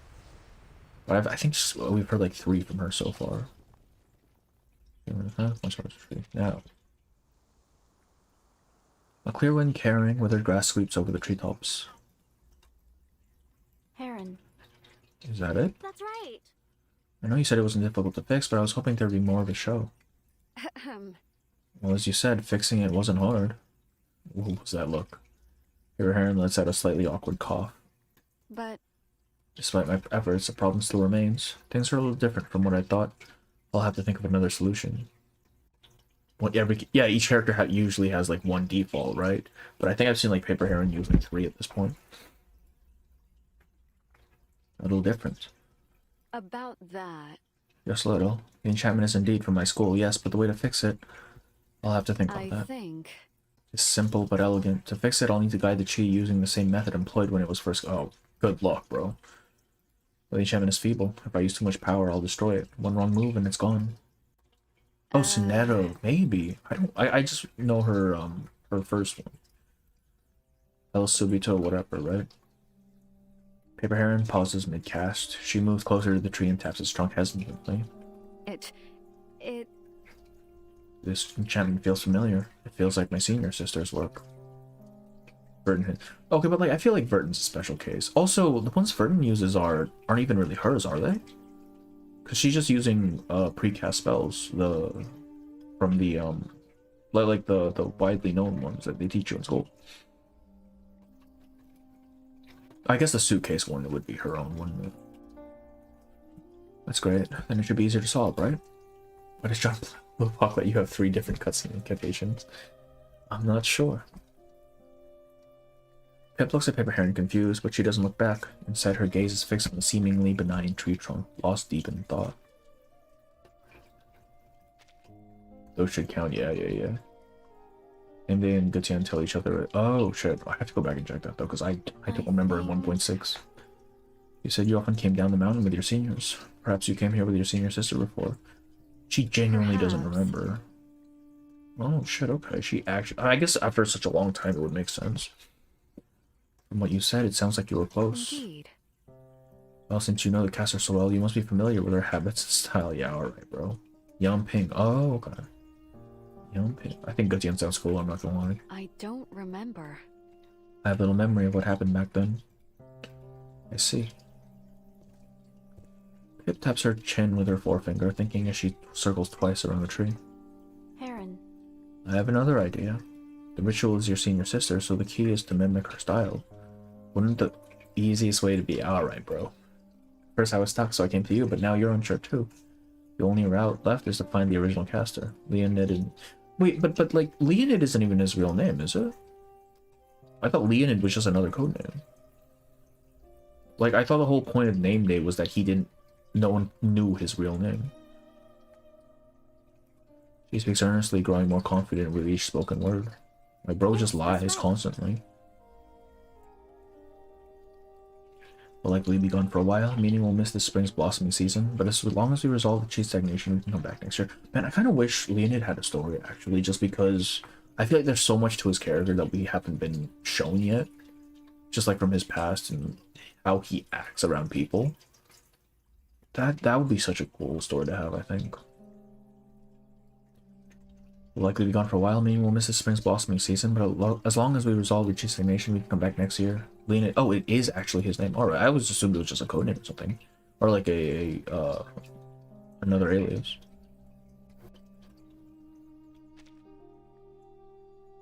Finding her might be difficult. Why is she traveling in seclusion? It doesn't matter. Only his family, which no longer any cutscene. Okay, that's what I was thinking. Right. Because I feel like Leonid was an alias as well. Because Leonid is the first name he gave Gutian before we knew him as name day, right? So that's why I didn't think it could be right. She traveling in seclusion. It doesn't matter. You're from the same school. You must have a way to read. Brother, she is dead. Read the room, Pip. Holy shit. I start characters. It might be. I feel like he'd have such a cool story though. Like, cause even from like traces and stuff, we've seen that he kind of keeps everyone at like arm's length. I feel like that'd be a really fun thing to explore. A way to reach her. It is possible, but I've never learned how to summon a spirit. Alright. Summon a spirit. You mean to say... She's no longer with us. Did she not realize Heron was talking in the past tense this entire time? Like, come on. Shit, man.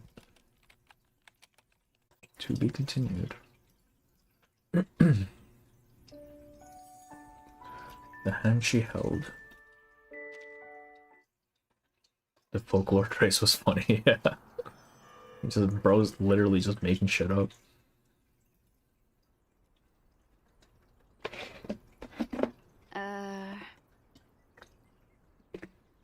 Is that it? Pip Heron's senior sister sheathes her sword with practice these. Heron. There's a cutscene where Leonid is said to be. Oh, okay. Stop staring, it's not a difficult spell. By the way, you wove the enchantment was impressive. Can you teach me? You haven't been with us long enough to understand our school's core teachings. Even if you learned the forms, they'd be little more than empty poses, and you'd be unable to cling to chi. I think. With your natural talent, in 10 years or so, you'll have built a solid enough foundation that weaving with enchantment will come easily. But... What if I need to use it before then?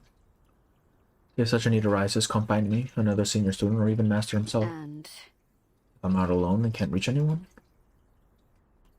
Watching the whole game again with Jacob, it's reminding me of something. Oh, Jacob, yeah, I've seen his streams. It's always fun to watch like old streams just because, or like old story stuff, just because there's so much stuff you miss on a first go, right? I did never realize that the first trace of chapter 6 just kind of tells you everything about Barensomt. So seeing that again when I was watching someone play through it was like, oh shit, I know that. Just asking questions until I say give it a try, aren't you? With so many new things to explore, one would think you'd be content enough as it is. Have patience, sister. 10 years is a short time. 10 years is a short... Alright. Calm the fuck down. Following Master's teachings, and I promise you... Follow Master's teachings, and I promise you your time will come. 10 years is a short time. That's over 3,000 morning and evening classes. Over 3,000 recitals of the scripture of the Big Dipper. You're still young. So young, so impatient. 10 years may feel long now, but someday you'll look back and see it all as just a moment. Later, sure, but later isn't here yet. Right now, it's forever away. Heron. Master hasn't told you yet, but he intends to pass the 2 longevity swords to you. Why? If I was her master, I would see this kid who just doesn't want to do shit. Man, what? You know what longevity means. Truly means. Our school's practices already extend our lives to be longer than most, and you, with your natural talent and a mind so ready to grasp our core teachings, are a rarity. You have more time than any of us. Just trust me when I say your forever will be longer than any of ours. Only mine. But what about the rest of you? Well, they'll die. She like freeing you up. That's the thing, though. I feel like my assumption when this story first started was, you know, the whole curse of longevity thing. I feel like they're not going in that direction as much. Like, yeah, you have some references to it, but I think it's more just a lot of the story is more just accepting the flow of the world, right? The whole core tenet of Taoism, and like this turning of the guard, right? Of the old giving way to the new. I feel like that's a more prominent theme than this idea of longevity as a curse. Because we don't really see a lot of that besides the fact that Heron's friends and family all died, but even then they died within a normal lifespan, right? They died trying to steal Lanju, so it's not like they died as a result of her just outliving them in the age sense. It's my fault. I shouldn't have suggested. Under the apricot tree, Paper Heron opens her eyes. The Heron now slowly coming back into puzzling focus. I'm fine, but you seem off.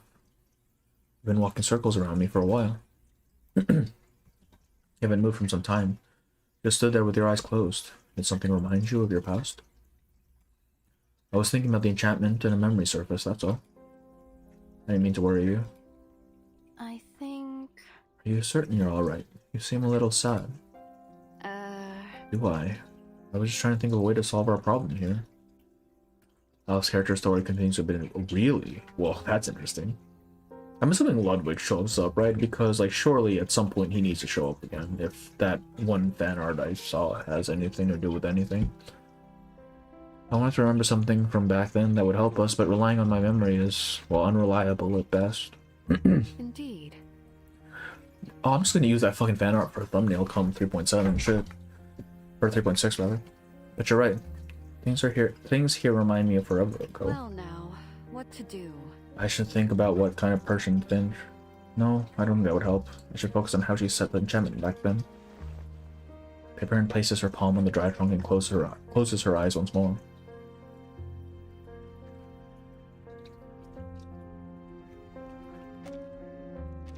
Some things in this world follow the great cycle of the way, like the turning of the seasons, the gifts of nature, the rise and fall of a town.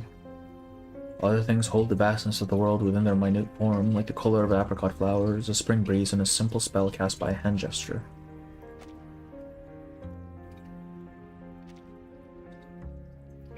What fan art? Oh, buddy. Oh, buddy. I'll pull it up after this story. Oh yeah, Pre-Storm Protocol is relevant in case you're playing. I'm gonna be doing Pre-Storm Protocol. I know their story on it. I gotta do it. I know. I just don't want to have to play the goddamn game, man. I don't know. Something about that game mode just doesn't vibe with me. Found her.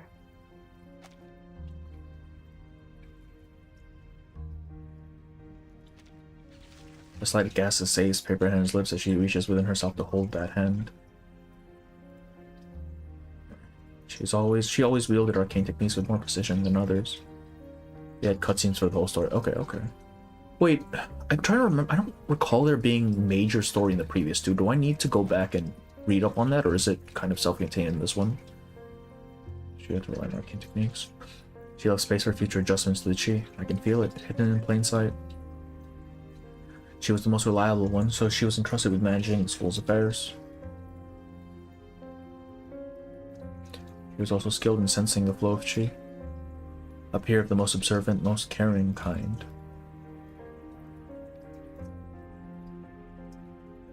Finch, I want to remember more about you. And she's even forgotten, like, her, like, former siblings. Not, like, completely forgotten them, but, like, the details seem to have slipped from her mind. What are we making? What is this? What am I looking at right now? Is it? It's a tree branch, I think?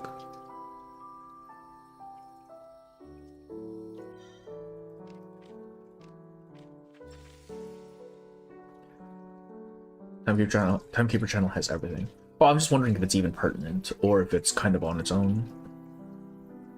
Like the pre-storm, I wish it was permanent. I'm guessing in order. I hope you don't mind this door, but it'll be soon. Oh, pre-storm is... I didn't even know it'd be permanent. Shit, alright, alright. Okay, the previous story, you can just... I'll probably just watch it on YouTube. I just don't know if it's relevant at all or not, but, like, I can definitely find it. Pip stares at a patch of dead grass by her feet, lost in thought. Demille approaches and nibbles at the roots. She strokes its ear, her mind elsewhere. You also think she seems sad, don't you? Bray. I swear to God, this mule has gotten more screen time than some characters get in their own patches. It's all my fault. When I go back, I'll apologize properly to the elder. It's the least I can do, right? I think...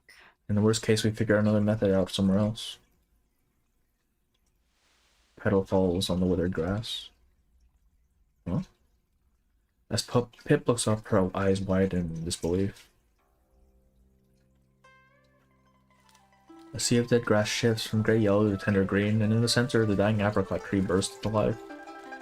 Great clusters of apricot blossoms weigh down the branches, like a waterfall of flowers. Petals, light and thin, drift on the gentle breeze like soft snow, vanishing the instant they land. Pip cradles a petal in the palm of her hand. It feels alive, moist, and full. Flowers. A strangeness unlike anything that has come before. Never has there been so many flowers at once. It is as if all the apricot flowers of the last 200 years have come into bloom at once. Under the tree, Paper Heron rests her hand against the tree's gnarled trunk. Her white jade sword is drawn in her other hand, its white chi wrapping around her. New CG, yeah, actually a new CG, that's crazy. For a character story, even. Just two perspectives, Ulrich and then okay.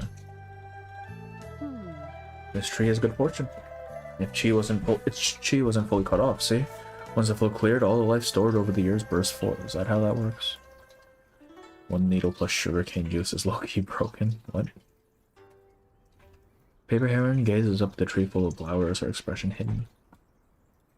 It's beautiful. Heron. You found a way to fix it. Not quite. Not quite. But... See that Freerun vibe there, actually. I still haven't seen Freerun. I've heard very much about it. I haven't watched it. I don't have time to watch shit, man. I destroyed the old enchantment. See, there we go again. There's that idea of the old giving way to the new. My God. You did. Why didn't I think of something so simple? No, I couldn't even see how the chi flowed. Even if the idea had struck me, I wouldn't have known where to start. Heron, you're amazing. You shouldn't doubt yourself. Like I said, the enchantment wasn't complex. But... It's just, this may have been the last thing she left. I had a feeling, the moment we brought up the fact that this was casted by her sister, that this would be where we were going, where she would be forced to destroy the enchantment, and it would be like the last earthly tether that she had to her. You mean to say... The last thing she left. She bluntly pairs the words, her voice absent of their original meaning. It was her. This was my senior sister's work. We just basically yes. And you just destroyed it. Because the cycle has to go, the way has to flow, man. You can't just be stuck in the past. About that... Enchantment mending, reweaving every 200 years, but there's no one left who knows how. Even if we kept it, it would have faded over time. Not to worry. You needn't worry. I used my school's sword to set the chi flow right again. Even without anyone to tend to it, there should be no more trouble. You mean to say... The chi here will never stagnate again. To fix a tree, yeah, basically. And is the old enchantment gone forever? No trace remains. Petals drift down, landing on Pip's hair and shoulders, and in Paper Heron's open hand. Yes. Nothing at all. Nothing remains.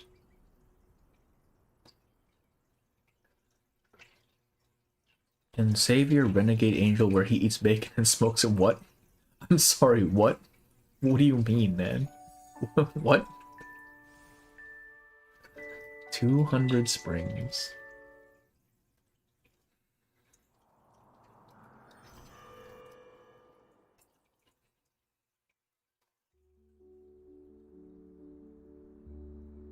Nice. The flowers, they're really blooming. This calls for a celebration. I'll head into town and buy some wine for us. The real good stuff. You just wait right there. Wait, please, there's no need to go to all that trouble. He waited all this time for it to bloom only to take off the moment it does. Can you believe it? Don't worry. So what? We have nothing but time ahead. Really? But... Pip lowers her voice to just above a whisper. But... She's nearly 80 years old. Hmm. Did you say something? Alright, Heron, come on. Nothing? Never mind. I think the sun will set soon. You're right. We should rest while it's still shining. Heron stretches out on the revivified grass, and Pip takes a seat beside her. Revivify, that's a D&D spell. Where will you go after this? No idea.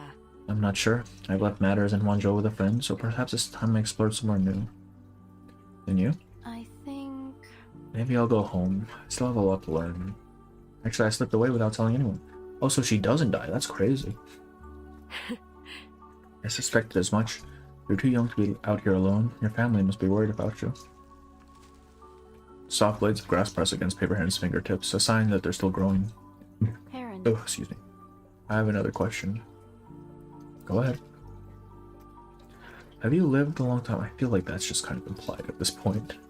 The things you mentioned on the way here, the Eastport being busy once, they're all from the past. And the story of the immortal in Wanzhou dates back nearly 200 years. First NPC. I'm sure we've had some prior. I just assumed that this one would die because she has, or rather she had Heron's mule, so I was figured that's how Heron got a hold of it. Sorry. It's alright if you don't want to talk about it, just forget I asked. Wind brushes against Paper Heron's hair. That's quite alright. Yes, it's true. Sharp. Not much gets past you. But how did the mule gain an extra dimension? It just had it from the beginning. I'm genuinely wondering why the mule has fucking longevity. I don't think it doesn't seem like something you can just bestow upon another person or creature rather, because like all the Yao in Master Rin's school have to like go through the whole process, right, of learning longevity and stuff. So I don't know why the fuck this mule is suddenly living for hundreds of years, man. But I didn't intend to. It's hard to explain. Just think of me like the old man's tree. I too have suffered a long illness. What does it feel like to live for so long? The old man's its own anecdote. Goddamn. Well, it doesn't feel so special. When you're ill for a long time, you almost forget what it's like to be well. Why's that? Why call it an illness? Many people dream of living long lives. Even in stories, that's what the Taoists saw. You shouldn't believe everything you read in stories. And from what books, pray tell, did you find this information? Need fan art of the mule, damn. Legend of the Gutian. Alright. We're just gonna bring the man's name out. The White Horse Mortal, A Tale of Medicine, and 3 Years of Strange Dreams, a collection. So Legend of the Gutian is still popular even after 200 years, eh? I remember a story about a mortal seeking the way from the Gutian clan. He descended the mountains only to discover that 1,000 years had passed. Those stories talk of immortals desiring the mortal world, or mortals yearning for the more immortal realm. At the core, they describe what one cannot attain. My senior sister once said that as a person ages, time seems to speed up. I put that mule on Earth just to be Chung's rival. Isn't it? Yeah, it's his race. I know. I'm just being facetious. I didn't argue then, but deep down I disagreed. When you're young, the blooming and fading of flowers marks the season. That time doesn't change even decades later. Flowers still bloom, seasons still pass, everything feels just as it did. But now I see she was right. The first 10 years feel slow, but the next 10 are easier to endure. All things pass in time. After that, the days just pass, one after another. Pip gazes at the sky. There's something strange about the time anomaly in the mountains of Tower with the Ghostian species. there's something just strange in that entire region, right? Because you had alleged time dilation up with in the mountains. You had time dilation in Pay City itself. Like, what's going on, man?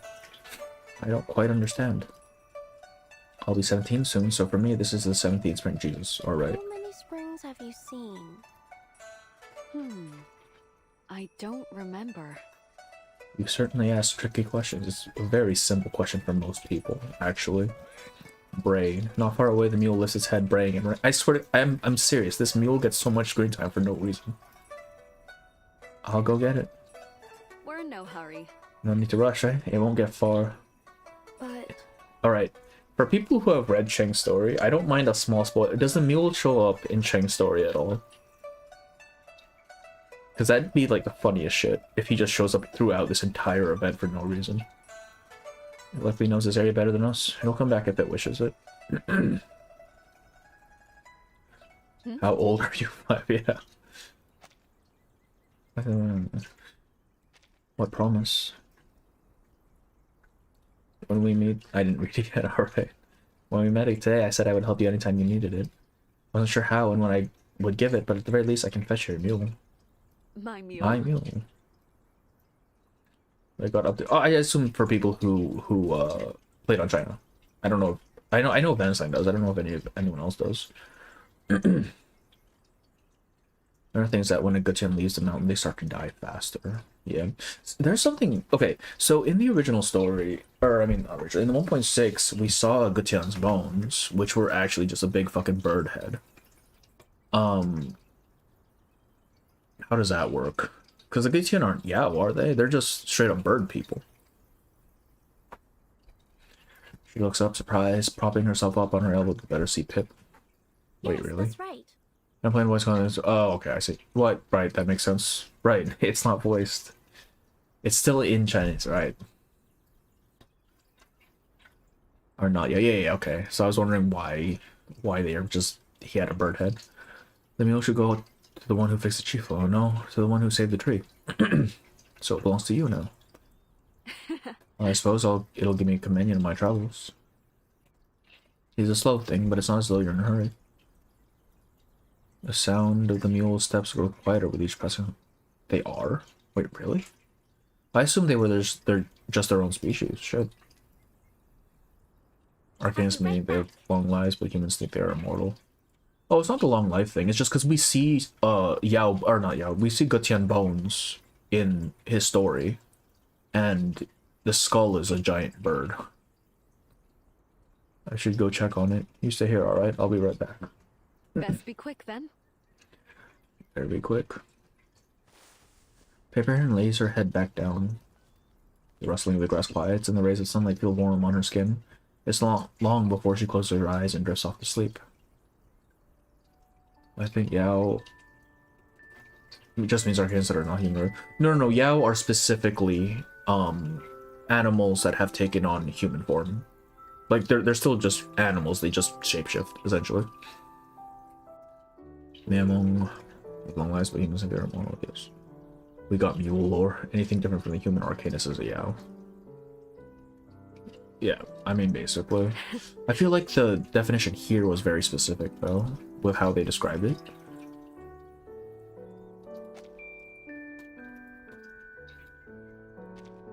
Here I went down the mountains with Finch. I was 17 then, too, I think.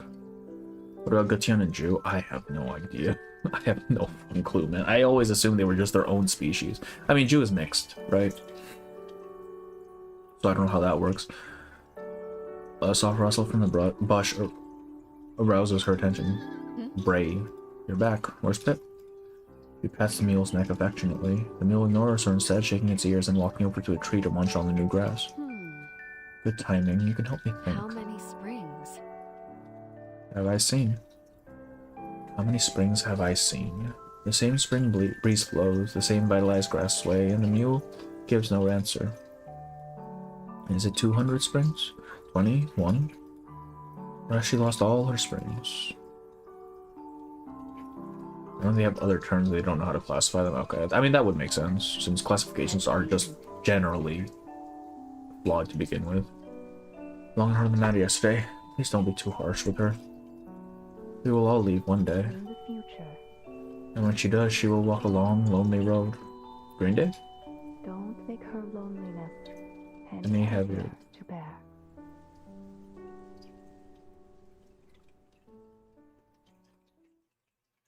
This kind of his anecdote. Oh, okay. Oh, okay. I still haven't done that yet. I really like the story. Just because it really stuck to the whole thematic that we've had for this entire event. I really like the story. Like, it was a bit predictable. I kind of figured out what would happen about halfway through. But I like this a lot. How chill are we? We are chilling. We just finished Heron story. I almost called her Jill.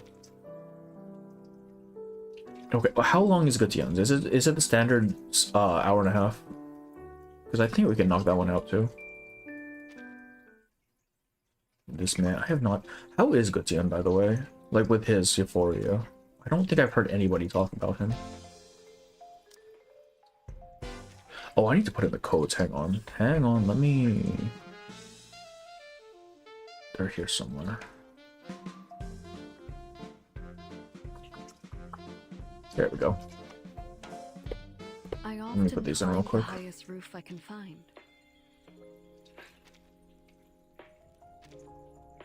Let's see. Tiger Slayer. Leisure. Free at last. Big catch. Why are these all just fish puns, bro? Real fast. Fishing King. And Silent Hit. Easy peasy. Good. Okay, short story. Easy. We'll do that then. Tigers. Did I? Wait, I don't know if I did Tigers there or not. Probably? Yes, I did. Okay. There's no universal name for arcane because people just named them Penguin because they have put in their box. But no, that's exactly just me. That's 100% because I mean that's just how taxonomy in general works, right? We make boxes for species based on our best guess at the time. There's always going to be edge cases. There's always going to be things that don't fall into the into our framework, but we just kind of make things fit as best we can. And I feel like that's kind of just how the same way with how we define like different races in this game. You did it for I did. I did. Proclaim is not like he's not like the best Metasaur, but his euphoria is good and makes it easier. Okay.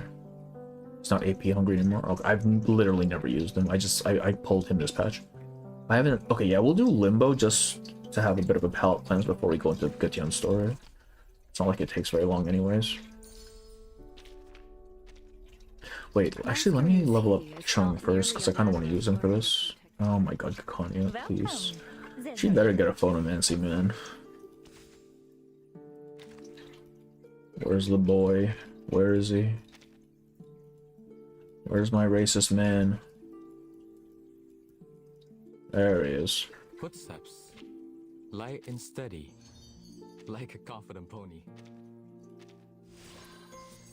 Pin him? Oh wait, yeah. I feel like I just have to pin fucking everybody at that point. I always forget this function exists. I don't know if I don't think I pinned anybody actually. Alright, well, we'll do a couple runs of this. 7, we need 7. That's 8. Yeah. Embrace rather than resist. Oh, this is an old team. I have not done this one in a while. Poetry will be witness.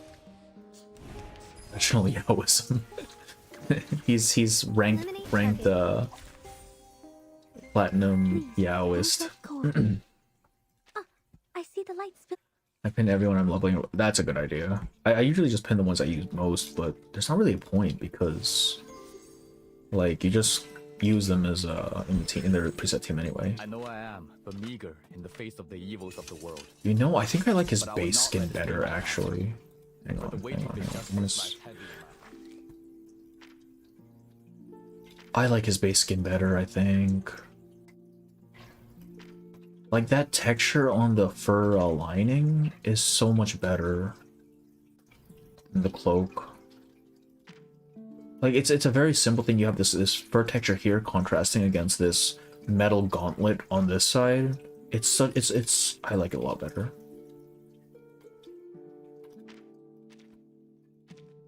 It's like a more, like, smooth silhouette.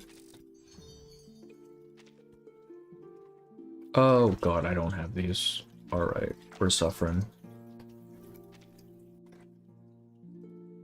Oh my, okay. Shit. Our L has been code guy mentioned.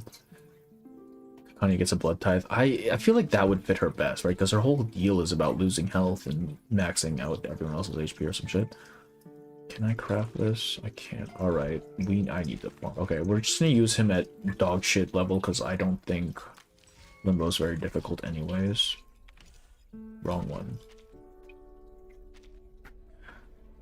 In chapter 4, there was a trail of the mysterious fisherman in the foundation who almost caught all the fish in the lake. What are the chances it was Chung? Wait, what is the whole thing about Chung being a fisherman, man? I don't remember any reference to that. What is this team, bro? Oh, this is the array team, right? All right, we're disbanding this now. It's played its part. It's okay. What is the team? It's the Young Chung. Is it the children again? It's always the fucking children, isn't it? God damn it.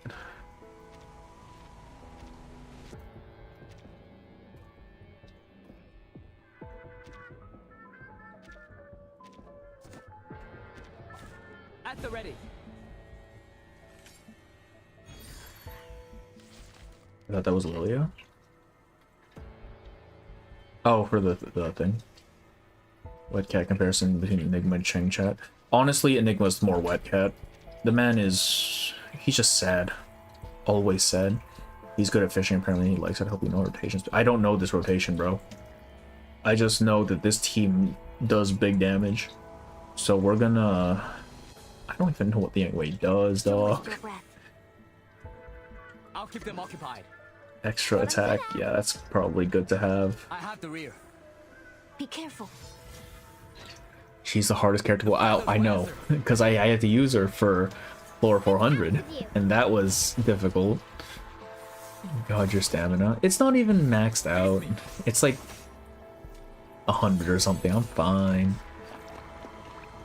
Child labor. Every time, child labor maxing. I fear for the day when Fatutu gets, or not Fatutu, when Clutter Page gets a Euphoria, because you know that shit is gonna be strong as hell. I don't even know how they could give her a Euphoria without just breaking shit, or what she would even need at this point. Just another shift. How do I use this team, bro?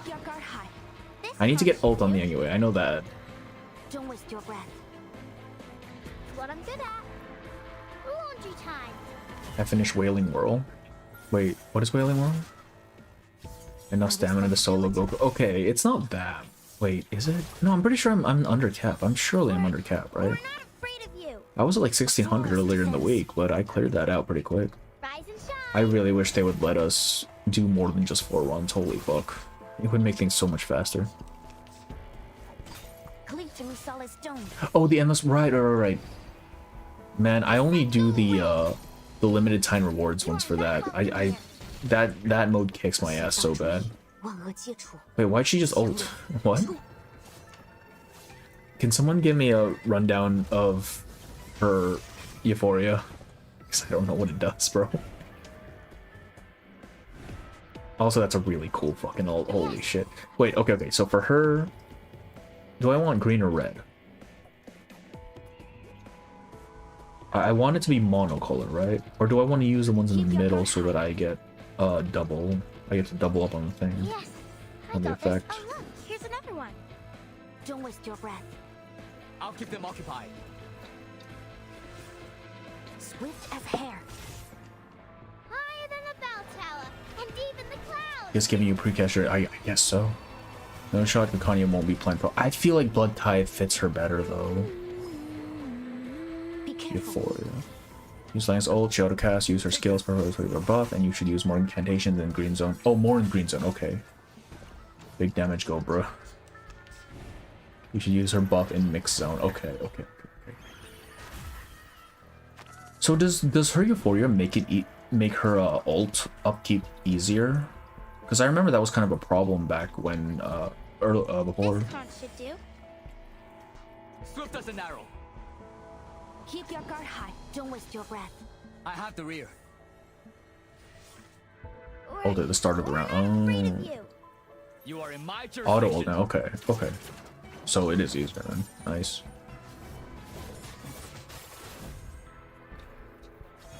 A flawless defense. This guy's like aura farming when he's the weakest on the team. Swift as hair. My god. Strike when the time is right. Alright, I kind of like this. I just like the aesthetic of this team, honestly. I need to figure out how to play it properly. I don't know where that came from. What the fuck was that? What is happening? My responsibility. Alright, sure, man. I didn't do anything. What did you even do? You didn't do shit.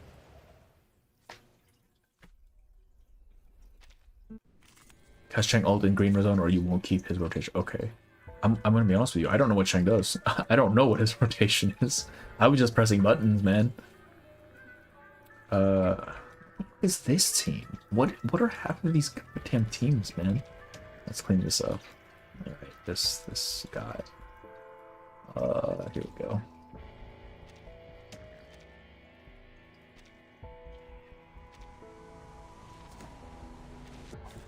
Fortunately, my needle hasn't dulled a bit. Так ярко и тепло. Spend more. I've got your back. Ult extend the immunity effect if she's already in the ult status. Oh, okay. Alright, I kind of know how this team works. It's literally just buff the shit out of Heron. Ah, an interesting one. Play some of your cards to make it easier for like unity. Oh, I see. Oh, that's why he works with her, because he specifically shortens her thing. I mean the dock. I've heard Grace does the same thing as well, actually, or something similar.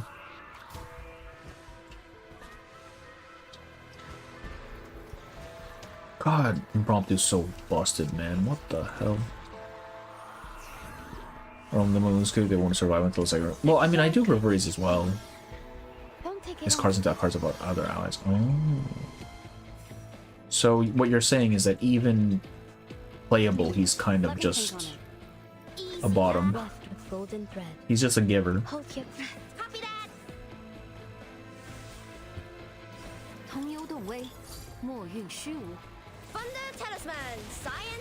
I've been getting like bodied for floor 5 or depth 500. I can't get through the stupid deer. Like what the fuck is that mode? What is that thing, man? The double deer shit? Like I can do it with Blood Tithe, but I just run out of time, and anything else just eventually gets nuked. I don't know what I'm doing.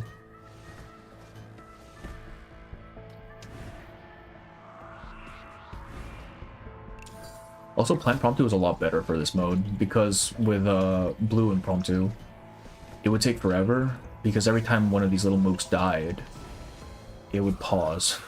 At least this one's just 3 pumps and it's it. The deer is yes, but like the mechanics are so fucking shit, bro. I hate that fight so much. Oh my god. The finishing stitch. Heaven and earth are one within me. Chinese and 1 Russian because 2 fairies. Yeah, I feel like I kind of want Sabrina just to get a China skin just so I could have the whole theme going. There's a meaning beneath this silk. Or if the whatever new sustain for Green Promptu is China based. Concentrate and visualize. If I use all my P10 Xeno family, oh god damn it, I don't have a Xeno squad.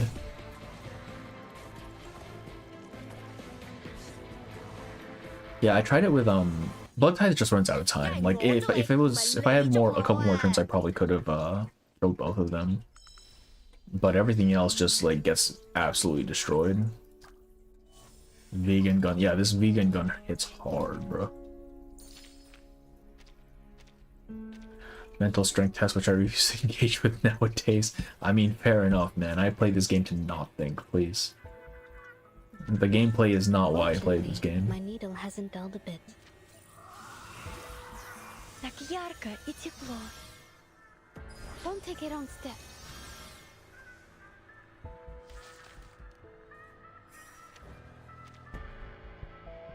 That one, that one, that one. An interesting one. Wool with glossed silk. And then the last one is Ulrich. I haven't even started that one yet. The other two I've already completed. I don't even know what Ulrich's thing is. What his gimmick is for his fight.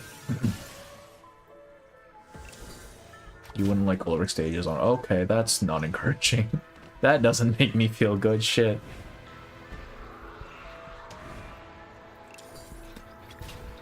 Fuck, that mental damage exists will always be funny. Yeah, man.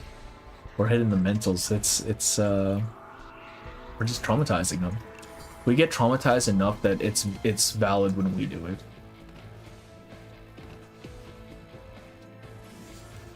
That was 3 pumps? Holy shit. I didn't think it would kill right away. Check Discord.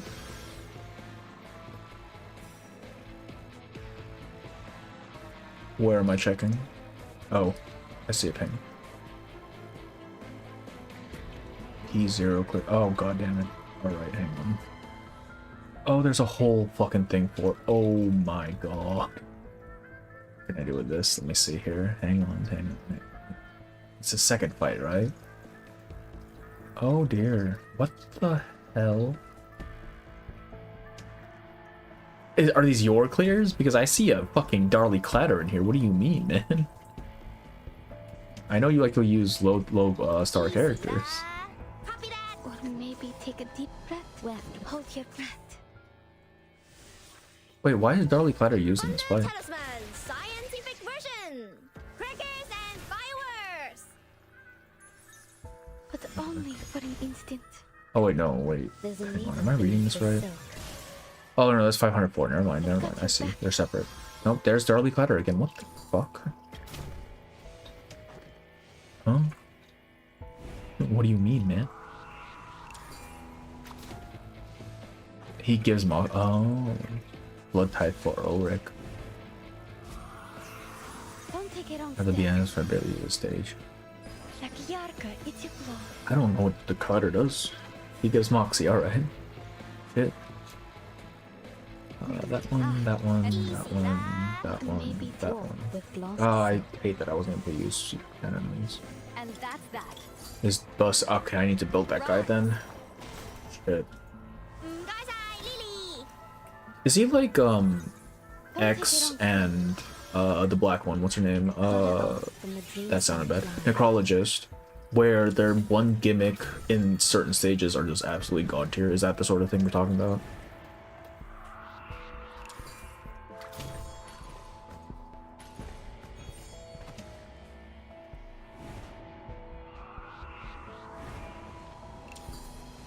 Vampire Larper and funny dog person to build up blood tithe. Hey, who's the funny dog person? Check this again. Oh. Alright.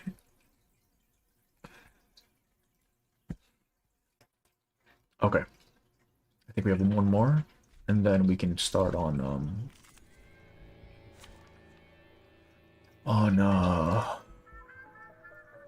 thing. Nautica, yeah.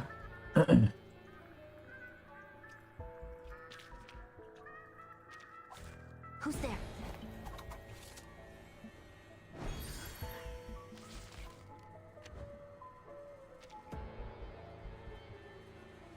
Just another shift. I have the rear. Keep your guard high. I'll keep them occupied. These sheets are my wings! The feathers will answer. A well-measured strike. Face me. Face me. Cleave through solid stone. I'll follow up on a follow-up, alright. Random teams that make sense in kid. Yeah, I'm starting to learn that. Holy shit. Man, I'm small brain when it comes to this game, alright? I just use whatever meta goes burr. Thinking he's too hard. The most overworked child in the game in every team. I don't know what they did with, like, what they did with Flutterpage's kit, man. Why is she just so ubiquitous? Holy shit. All Chinese, all Russian teamwork, I wonder. Who are the Russians? It's Igor, Lilia, Zima. Just national teams. That'd be kind of neat if they had like certain ones that just work really well with each other from the same nationality. Which I guess is kind of the case with I guess no, not technically not Xeno. It's more faction than national.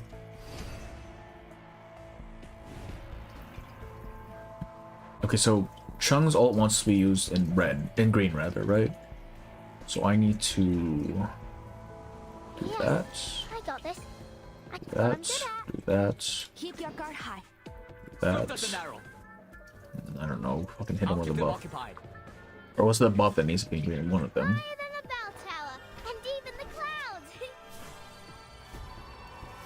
Powers all 450 meters, 500 meters, Ulrich.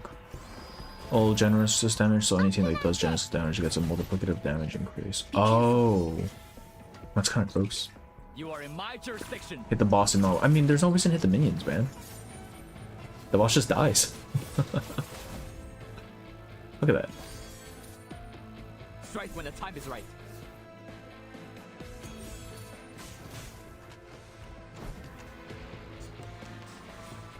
Combat designers are clueless. They broke mains again in 3.7 people score. How? What? What do you mean 100 million score? What did they break this time?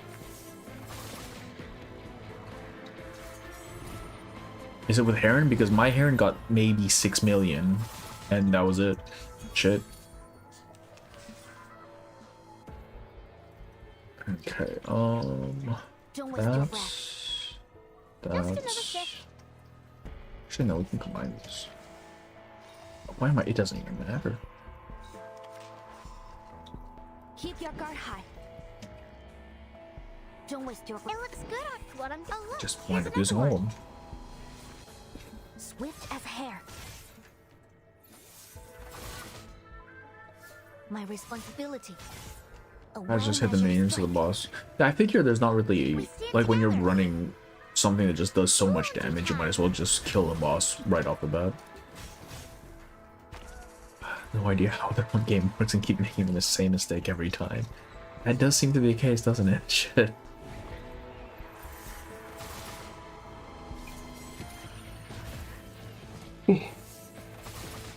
And then we just start attacking. I don't. What's happening? I'm not pressing anything. They're just dying. This card should do. Swift as an arrow. Keep your guard high. I have the rear. Just another shift.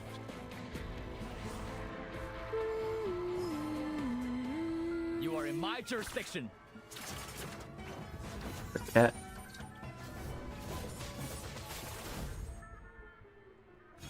Be careful. Face me. Face me.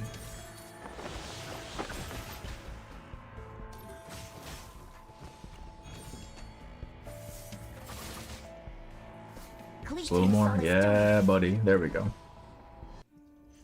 Save your words for the chorus. God, this is such a cool skin, man.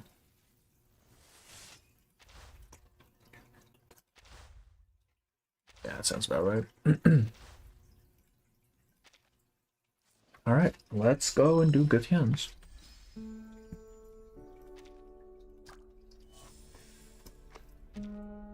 Ja, leuk. Quite unlike the kind in. I like her skin. It's such a cool skin. It is such a cool skin. Let me just collect everything. Shit.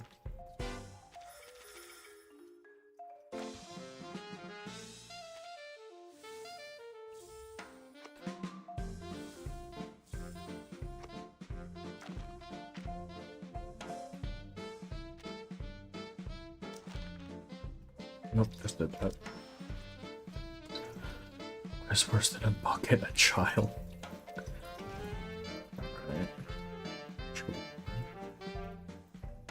Alright. Scissors, bro. Got him. Scissors again, bro. Got him again. You fucking played yourself, buddy.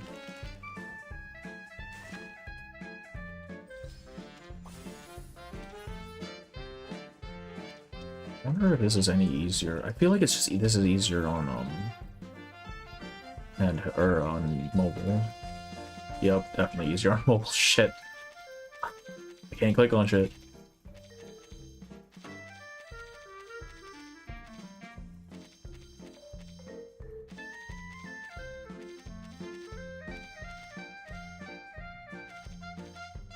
Please, please.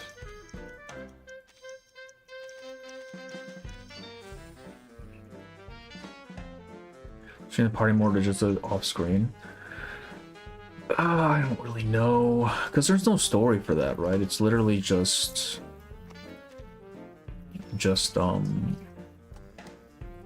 mini games, right? You win or have a twice. Yeah, exactly. I don't know. I was thinking maybe do something with the stream for it, but honestly, I'm on PC. Skip this for now. Do that. Made the adaptive cards a high rank only because the rank up mechanic is basically an afterthought. Yeah, I feel like they just kind of gave up on rank up, I'm not gonna lie. Like, they gave Marcus her Euphoria and was like, alright, we're done, we're not touching this shit no more. Anyone queasy seeing blood? Huh. Very well. Though Yeah. it may come with pain. Deimos is definitely full bond. I need to rerun this. Face the truth. Get out. Vampires don't just And that thirst should for be blood. dailies done at the very least. Gilet? Quite unlike the kind in Huanzhou. Huanzhou. Nice, nice, nice, nice. Alright. Let's do the boy.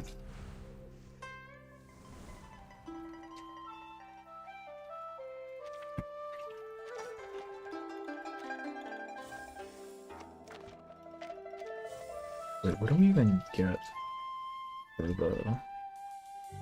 Nothing, alright. Alright, where is it? Where is it? Where is it? Alright, Gutian.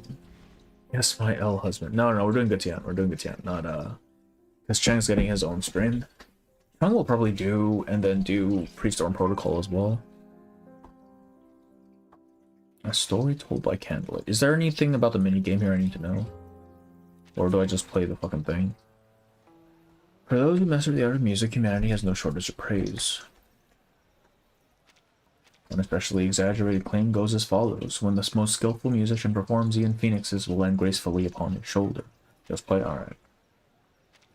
Fragments of quiet conversation are swallowed by the darkness. Fortunately, there is still a single candle.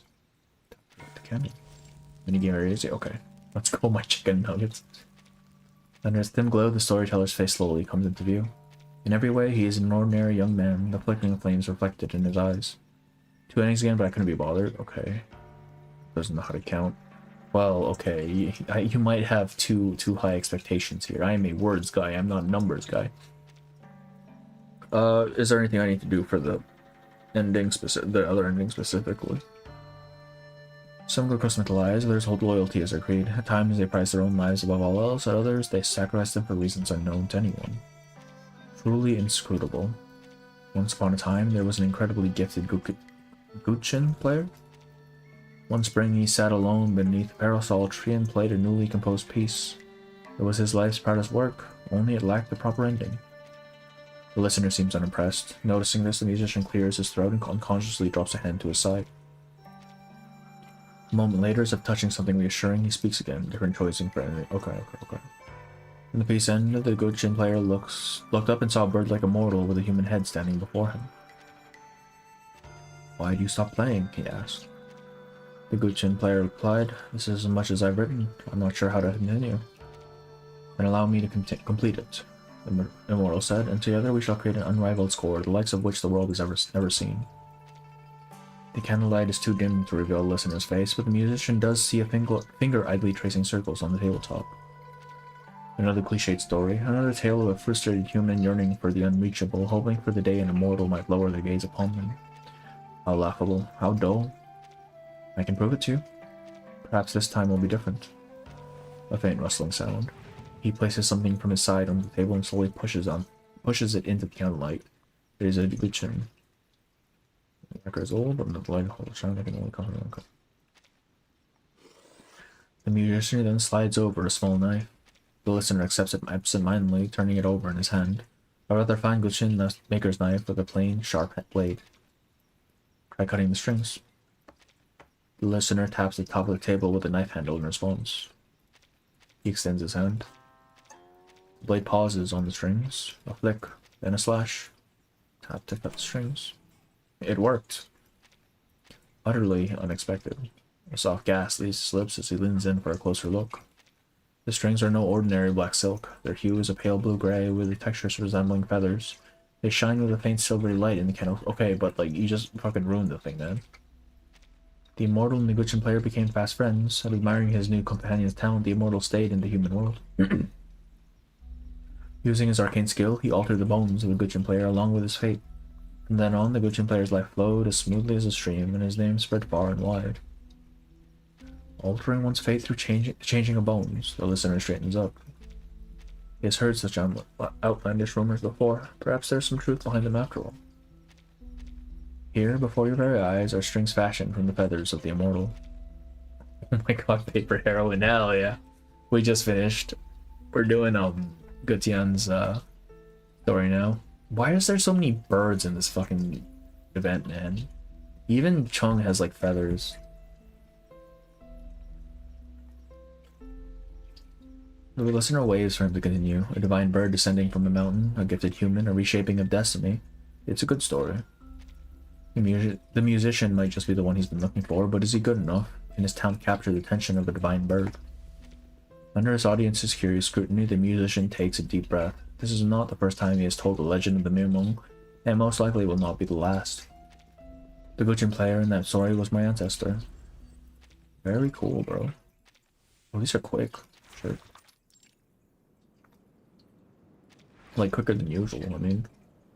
The rain does not stop until nightfall, the dark clouds disperse, and the moon makes its quiet ascent. You don't need to know notes on Shori for the— I literally just started. I'm gonna assume not, because that's typically the case for a lot of anecdotes.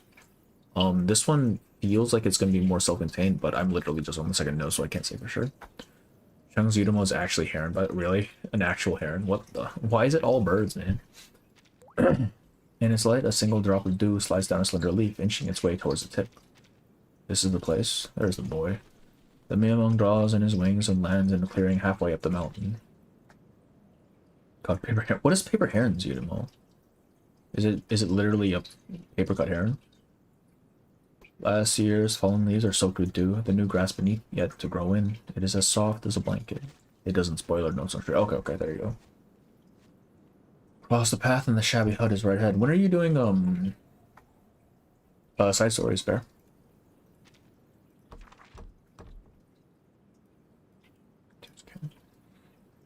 With the lift of his wings, his bone staff floats lightly into the air and taps at the door. Above the last pitiful dregs of firewood, the musician sprinkles the crushed tea leaves into water drawn from the mountain stream. Even though the water only boiled once, the flame in the small clay stove slowly dims. He sighs and places down a pair of ceramic cups he fished out from some corner. They're charmingly antique, not of recent make. He fills them with tea. A cup is pushed towards the visitor. Thank you. No idea everything. Yeah, I feel that. Sounded about right. I just didn't know if you already had a schedule up or not. Thank you. The Mirmung does not drink tea, yet still extends a wing to pull the cup closer. On a chilly spring night, a touch of warm water has a way of settling the heart. I'm lost as fuck. The aroma of this tea seems different from before. The musician moves the tea set aside and sits down across from Gutian. Though you live in the mountains, you seem far more familiar with the lands below than I'd expected. They do the horse girl during the year of the dragon, and they do birds during the year of the horse. The clock is 2 galaxy brain. What's next year? What are they gonna do for next year? Oh, okay, right. These actually matter. I take a little interest in what goes on down below. Good thing takes a cautious sensitivity before nudging it away. But my kin left behind many records, thus I have some small knowledge. You've grown more confused. Ah, yes. The Miamong shakes his head and changes the subject. Has your instrument been repaired? Following his gaze, the musician looks to the playing chin at his side and gently presses a hand against the strings. It is a goose made of pure. Alright, bro. Jesus. There are no materials in the mountains. I'll have to wait. A lamentable shame. I had hoped to play something for you. Pay no mind. Your bones have healed well. I dare say your departure from this mountain is approaching. Yes. He stares absently at the wavering candlelight. Crack. In the silence, the lowly wick flickers and crackles. The faint sound startles the musician, returning him from his momentary stupor. He immediately smiles and turns towards Gatian. I haven't posed for too long. Should I stay any longer, I fear I'd be overstepping. The mountains are pleasant, but they are not where I belong. When I arrived, the river was still frozen, but spring has likely arrived in the lands below by now, and the flowers along the Palin River should be in bloom. If I leave now and catch the east wind along the river, I might still make it back before summer, perhaps even in time to ask a woodcutter for a fine piece of parasol wood. I want to do a lot of... Oh yeah, I kind of want to stream on TV this week as well. I did finish Enfield 1.2, there's Snoozy. Brother. Brother, you have way too much... Hey, there's also Cyberpunk coming to WoW, so you gotta get caught up, brother. Shit. IRL, yeah, it's always the IRL shit, isn't it? Always that stuff that takes the most of the time. The musician shakes his head. The candlelight is far too dim. Would you mind brightening it a little? Brighten the candle. That's better, thank you. He glances at the candle, quickly looks away, then smiles once more at the Mimong. The score. Ah yes, that's why I came into the mountains. The day you saved me, I watched the sky grow darker and darker, hearing the howling of wolves around me. The broken leg and my instrument clutched in my hand, all I could do was sit beneath a tree. Struggle to have too many gotchas to play. Just become a streamer full time, bro. Easy. Surely, right? Rerun for Liang's event soon. I have a video that I started in 1.5 or 2.5 rather, and kind of got hung up on. So I've been waiting for the rerun to release it. Even then, it's not even done yet, but like, it's mostly written out. Even then, my thoughts were fixed on that legendary stone. Even if the wolves came to tear me apart, I hoped they'd spare my hand so that I might at least continue to play. Oh, how I wished for an immortal to descend from the heavens at that time, like your kin who once gifted my ancestor that score. Oh wait, there's a face of bird bodies. Miamong. There's no need to name us as such. Miamong are no different from humans. We too will one day fade away. But to me, this truly is the blessing of an immortal. In the candlelight, the musician spreads his hands. His fingertips and palms are thick with calluses. Though I've never found the score these hands were spared, that alone is thanks to you. King Miamong gives an uneasy shake of his feathers. Fine, call it what you will. The musician smiles at Gatian. Now that I think of it, after searching for so long, the score is probably not in the mountains, or perhaps I'm simply not destined to find it. Such things can't be forced. Besides, I have already met an immortal on this journey, just as my ancestor once did. When I return and compose a new piece, who knows, it might even be greater than that one. The Miamong thinks in silence, his talons lightly tapping the ground. You have made up your mind, so be it, but the path is dangerous at night. Come dawn, I will see you down the mountain. However, there is still one place amid these peaks that may hold clues about the score. Since you will leave tomorrow, perhaps you might come tonight and see for yourself. I shouldn't, but I'm thinking of going full gamma mode and streaming full time. Fuck stupid normal. I mean, if you have stuff saved up and you can like spare like I don't know however much time, I mean, why not, right? If you really wanted to try at least. Echoes from the mountain. Oh shit, look, it's Echoes from the Mountain. They finally brought it back. It's finally in the game again. Oh god, is this... Okay. Short 2 dragons remain there. Okay, strength points unlock fragments.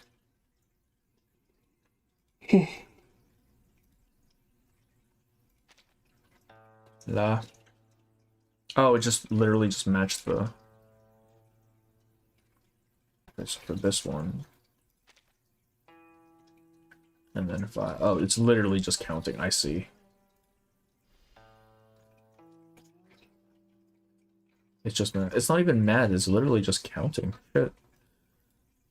Alright. Wait. There we go. I have an scared of consequences if it doesn't work, but it would be glorious if it worked. It's something that comes from the mountain. It will never come back. That shit. Please. I mean... You know, expendable income is meant to be expended. It's just whether you want to expend it on that specifically, right? Also, if you pop off, I am fully expecting you to shield the shit out of me, brother. I swear to God. On this early spring night in which this ice and snow have already melted, but new greenery has yet to grow, it is quiet and lonely. The musician carries his Gutchin on his back, following Gutchin along the mountain path towards the temple. From afar, they look like two sprigs of duckweed drifting in a boundless sea. Duckweed is extremely invasive, like horribly invasive. The course of the Miamong storm. Oh, this is the storm safe zone, I think. The candlelight is barely bright enough to illuminate the ground beneath our feet. Even with the Miamong leading the way, the musician looks somewhat ragged, the night dew soaking his sleeves as he pushes through the waist-high grass. Are you the second person to tell me this weekend? What, to shill the hell out of me? Because I wanna not have to work, dog. With the new pre-storm, there are now 9 stories that are no longer in the game and many missing text event. Oh, 9 stories that aren't in the game. What the hell? I can only think of Echoes in the Mountain. What else did they never bring back? They're playing this mode that one so much. That was such an improve. Oh yeah, no, absolutely. Echoes in the Mountain was kind of a pain in the ass.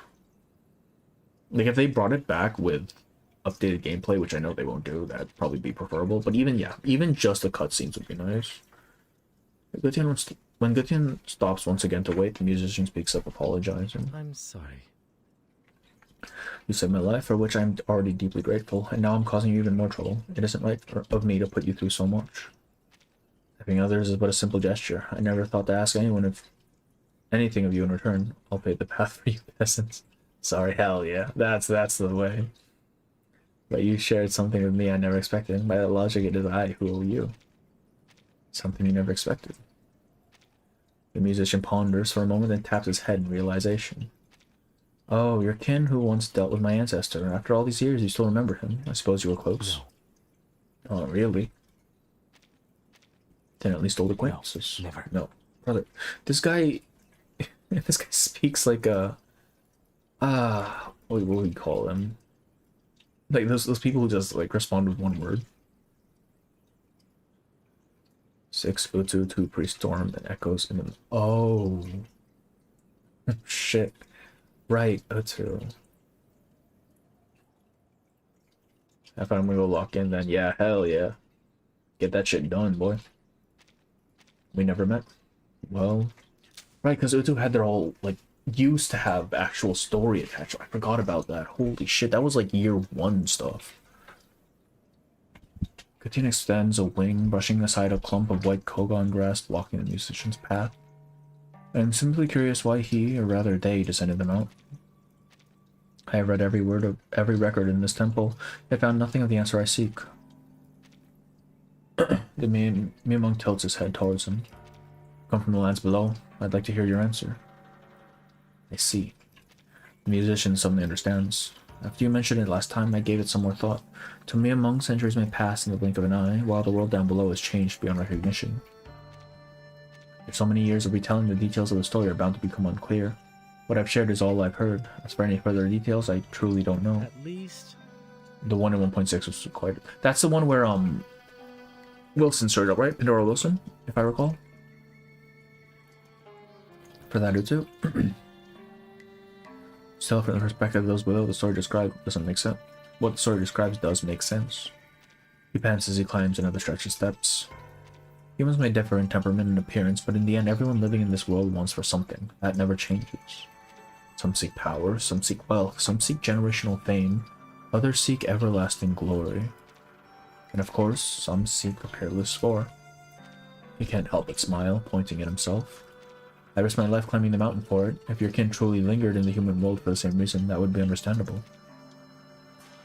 Of course, this is just a superficial view of a mere mortal such as myself. And you, I mean immortals, do they also have things they seek? This time, the Miamong does not correct his choice of words. Very well. Since you've spoken frankly of your own matters, I shall also be truthful with you about my concerns. Pendrell was... Yeah, okay, that's what I'm thinking of. The musician lifts his head to look at him. The moonlight casts its silver glow on the Miamong's face, lost in thought. Like humans, Miamong develop different disposition over the years. The last Miamong. Some were quite reserved. One had a favorite camphor tree. On moonlit nights, Gutyan would see him standing silently on the highest branch, wings outstretched. Gutyan assumed he likely wouldn't leave. And others were excessively curious. I knew one who would bring back all manner of human oddities from the land below, oddities that would enrapture him day and night. Passing by his dwelling, Gutyan had thought to himself, sooner or later. More confused, hell yeah. And some Miamong were mischievous and fond of pranks. When such bird loved to laugh, Gutyan can't recall his face, only his cackling when he startled his kin by suddenly flying up from below a cliff. Later, they all descended the mountain, never to return. All I recovered were their bones that gave me no answers. However, I read of where they went after leaving the mountain, whom they met, and the places they passed, but the Miamong hesitates, his feathers trembling slightly. I still do not know why they left. It doesn't sound completely unsolvable, though. The musician pushes aside a clump of mugwort and takes a deep breath. He smiles at Gutyan. Life in the mountains may be peaceful, but your kin must have longed for something important deep in their hearts, important enough to give up their longevity. Longevity. For those below the mountains, it is often the pursuit, but to your kind, it's merely a bargaining chip to be exchanged. In the lands below, some work to preserve life through any means, no matter how shameful, yet there are also those willing to sacrifice themselves for something greater. As for what that something is, the musician thinks it over and over again, then shakes his head. I'm not sure that. Well, I am but a human from below. I can't possibly grasp how the Miamongs in the mountain think. He adjusts the Gutyan on his back. The instrument is nearly too heavy for him to carry. Fortunately, the temple is just up ahead. Echoes from the mountain again?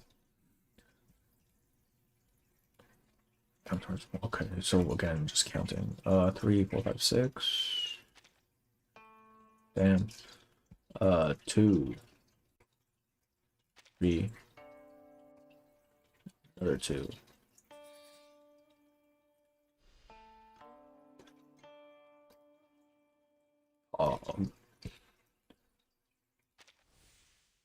Counting or not counting? It's just counting, bro. The old tree in the yard.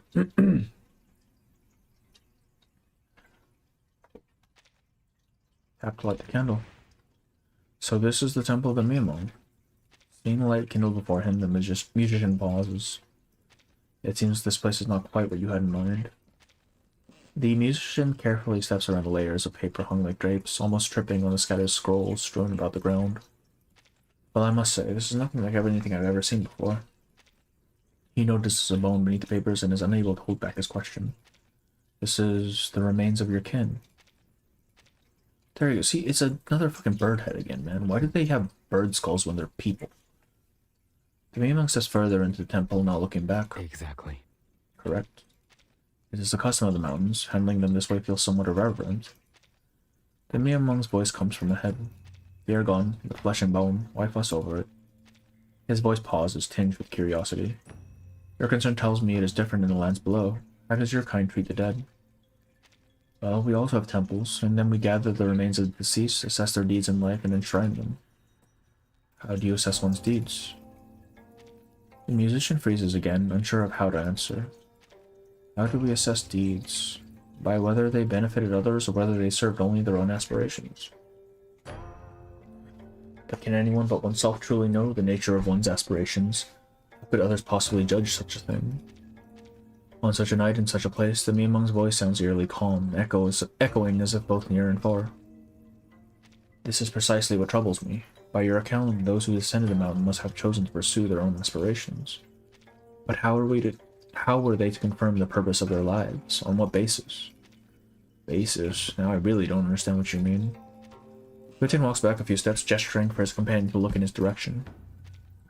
On the way here, I told you of 3 of my kin. There's a scattered pile of bones. Gutian picks one up. For perfecting principles, and then a second one, for humans' joy and sorrow, and a final 3rd bone, for the injustice of the world. Then Miamung gazes at them in thought. Remarkable aspirations indeed, nothing like those of ordinary mortals. The musician murmurs. Perhaps, but now that is all but a moment from the past, and they have returned here, silent and still. If they had foreseen such an ending, would they still have made the same choice? You said you were willing to die for a score. Tell me, the notion is no different from that of my kin. I'm curious how you came to your choice. So that's how you see it. To give everything for one's purpose in life is indeed a difficult thing to choose, and yet, to have the choice itself may be a blessing. In the mortal world, countless people live without freedom of choice. As he gives this vague reply, his gaze drifts absently out the window. The moon has begun to sink westward, and the sky has shifted from a deep shade of inky black to dark blue. Dawn is still some time away. He withdraws his gaze, clears his throat, and changes the subject. How are we to find clues about the score among all these scrolls and bones? Can't imagine we'll come up with much of anything. That's no matter. There's no need to worry. Just play something. What? Please. Your ancestor bonded with Miamung through music. If any clues remain here, they will respond. Mountain wind blows into the temple, causing the hanging papers to rustle. The musician reaches out to hold down a scroll that is almost blown away, offering an apologetic smile to his friend. I'm afraid the damage my instrument suffered in the mountains hasn't been repaired yet. The Miamung thinks for a moment. I believe that can be resolved. I do know what your instrument is made of, but whatever you need ought to be here in the temple. The gentle smile on his face slowly fades. Quietly. Miamung lowers his head, studying the musician's eyes. The wind flickers the candlelight, casting the musician's face in shifting shadows. After a moment, he lowers his head and sighs. More confused. Bang. He unfastens the gudgeon and throws it to the ground. It lands with a heavy thud. Please believe me, I have no ill intent. Echoes from the mountain. 5, 6, 7, 8, 9. 6 and 3. Yeah. 3, 2, 6. 1.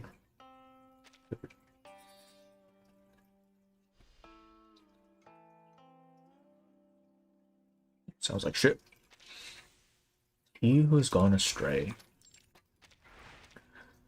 In the dim light, the musician's hands clench, then loosen.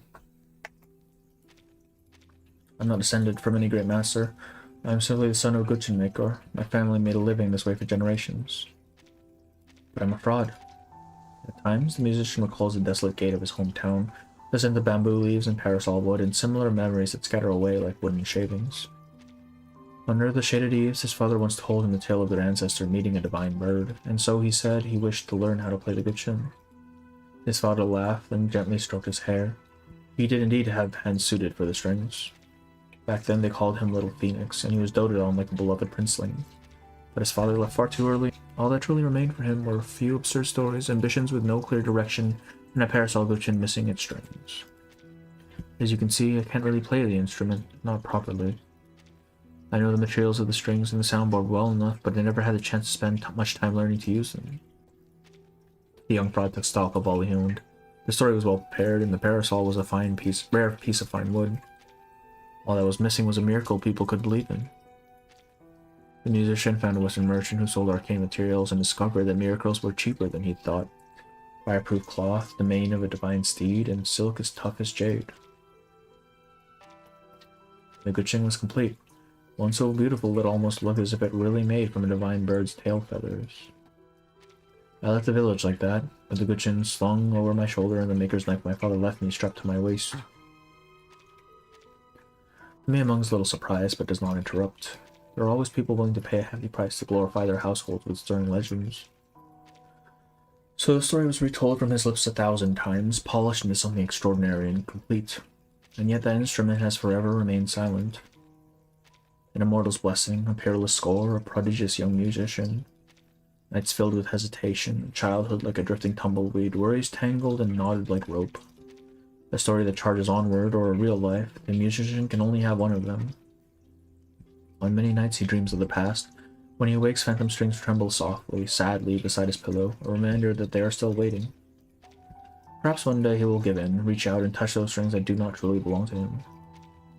Sometimes I think how wonderful it would be if divine birds truly existed, if I really were a man favored by an immortal. Gutian lowers his gaze slightly. Birds that can change a person's fate do indeed exist. Yet for me among this is a melody that can only be played and cherished once. Then someone actually believed the story. They forced me to climb the mountain and find a Miamong for them. I see. When I first met you, I saw in your bones that you were hiding something. Now it is clear. I'm sorry. I don't know. I didn't want to be like this, but I had no other choice. He stammers as he explains. I never truly harbored any malicious intent. The Miamong lowers his head to meet his gaze. The musician's voice grows quieter. I was conflicted. I know not to repay kindness with betrayal, which is why I asked him to go down the mountain. I was afraid that if I stayed any longer, I'd begin having thoughts I shouldn't have. Please, let me go down the mountain. I won't come back, and I won't tell a soul that I ever met you. Very well. At last, the Miamong calmly looks away. In the end, you never truly acted on your falsehood. You're not angry. Those below the mountain are all much the same, tossed about, uncertain. There's little that is fixed. I saw how you would choose. Besides, what you spoke of was not entirely fabrication, although perhaps you do not realize it. He lays his wings over the body of the Gutchin, falls silent for a moment, and begins another story. Long ago, there truly was such a Miamong. A wisp of pale smoke slowly rises.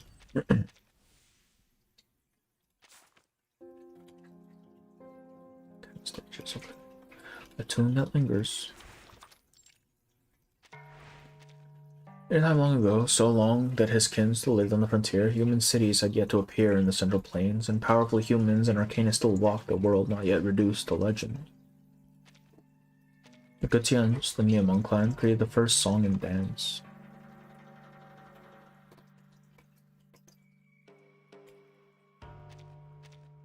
From that point on, countless Miamong bore the gift of music. Among them there was one who was especially intoxicated by rhythm. He lost himself in the music, rarely associating with his kin.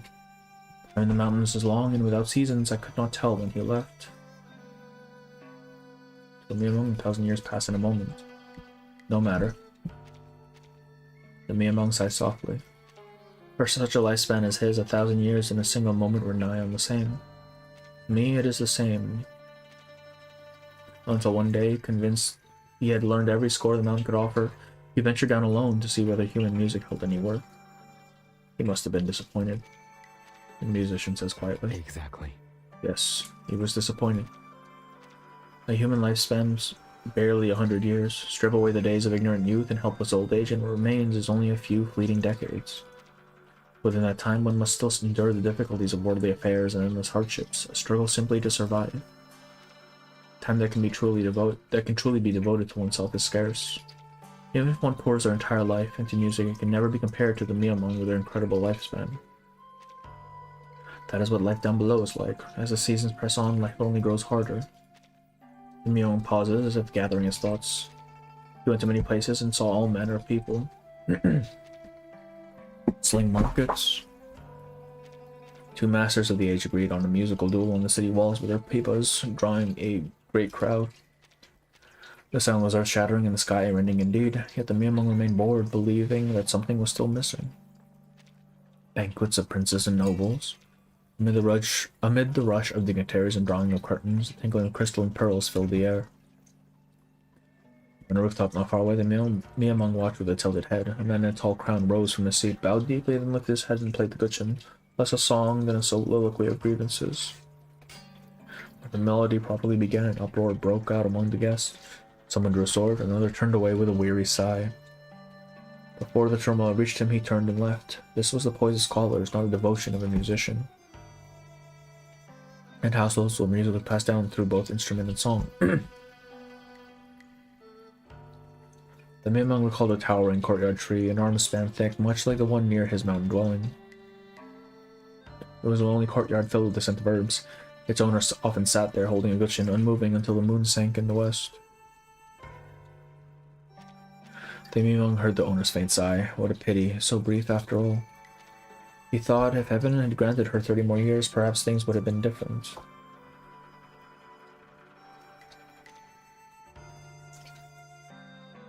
And at first light, he left that verdant courtyard behind. The light breeze passes and the candle's flame suddenly wavers, bringing the musician back to his senses. You mean he never altered a human's bones? He murmurs. Of course, immortals have their own affairs. Why would they concern themselves with the lives of mortals? No. That was not the case. But they are needles compared to if they were making a story with cutscenes. Yeah, I was kind of hesitant on this new wave of anecdotes, but they've been quite good lately, actually. Like this one is very engaging, regardless of, you know, whether there are actually images or not. Years later, the Miamong resolved to return to the mountains, feeling his worldly travels were finished, only to encounter a torrential downpour that covered the land in darkness and turned plains into rivers. So he stayed one day longer. The next morning, beneath the parasol tree, the Miamong met a young man in passing and heard a short tune he had never heard before. The melody was free and wild, hardly a proper composition, yet it brought tears to his eyes. Unable to resist, the Miamong stepped forward to speak with him. The youth humbly said he had no talent for music and that he simply enjoyed plucking the strings for amusement during idle moments. He asked the young man's background and learned he was just a local gutchin maker. A gutchin maker. A gutchin maker. He repeats it twice under his breath and suddenly stands up. If that's the case, how is it I've never heard of a great musician among my ancestors? If a Miamong truly altered his fate, why have we, generation after generation, done nothing but make gutchin? Because it was just a simple tune, utterly unremarkable. Utterly unremarkable, and the Miamong couldn't help but drink in the phrase himself. What moved him was, in fact, something utterly unremarkable. There was no earth-shaking event that followed. The young man who played the gutchin was destined to die young, and so the Miamong merely wished him a good life. And all his desires came true. That was all. But he still cannot believe it. The music he drew in the mortal's favor was nothing more than a casual trifle he himself could produce on a whim. If it was that simple from the beginning, then what was the point of all his fabricated achievements? Gutchin gives no immediate answer. Instead, he lifts the wing slightly, and the broken gutchin, once treasured, now tossed away, floats in the air. The dust is wiped away, and it is turned over, as if by an unseen hand, revealing the instrument's goose feet on the underside. Neither metal nor jade, they are made of some material that gleams with a soft luster in the candlelight. Bones? These are his bones, yep. The Miamong left his remains to his friend, who fashioned them into a gutchin. In the candlelight, the musician's expression flicks and shifts. After a long moment, he speaks again. I understand now. You mean to say there's no need to strive for absolute perfection, so as long as our hearts are sincere? Gutchin looks at him quietly, neither confirming nor denying it. The truth is clear to me now. The music my ancestors could play, I could play too. If that's the case, then could I stay in the mountain? Life below is noisy, cluttered, and distracting. I know where I went wrong now. I just want to find a quiet place to devote myself to music, as I did when I was young. But your destiny is not here. Gutchin tells him plainly. You came from the lands below, and in the end, that is where you belong. Yes, I should have known. He takes a step back, seemingly in a daze. After a moment, he gathers courage to speak again. But after I leave the mountain, will fortune ever bring me to you again? Perhaps not. As you can see, the path of the Miamongs was cut off centuries ago. They left one after another, and now... Gutchin shakes his head. I'm the last of my kind, and there's nothing down below that draws my interest, perhaps. Being more confused. They look at each other, silent for a time. Only now does everything finally become clear. There was never any great musician, no scorn hurt by the world, and no ideal worth dying for. The young man who suddenly chased such ideals to this place is only a petty fraud, though a harmless one at that. Dawn is about to break. The extinguished candle gives off a faint trail of bluish smoke. Goodbye. It is time for you to go. The long river.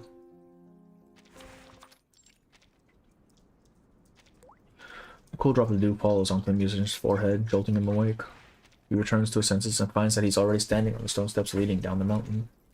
Behind him, the path leading up is choked with weeds, unrecognizable. The Miamong he spoke with is nowhere to be seen. Could it be that it was all just a dream? He feels the weight of his broken gutchin still resting on his back. He stands there quietly for a while, then turns to face the lush foliage of the mountain path and begins speaking to no one in particular. I will go down and find somewhere peaceful to stay a while. I've heard a place nearby called Pace. Yeah, right. And beyond royal authority where both Arcanists and humans live. The musician pauses. From now on, I'll continue to study this instrument.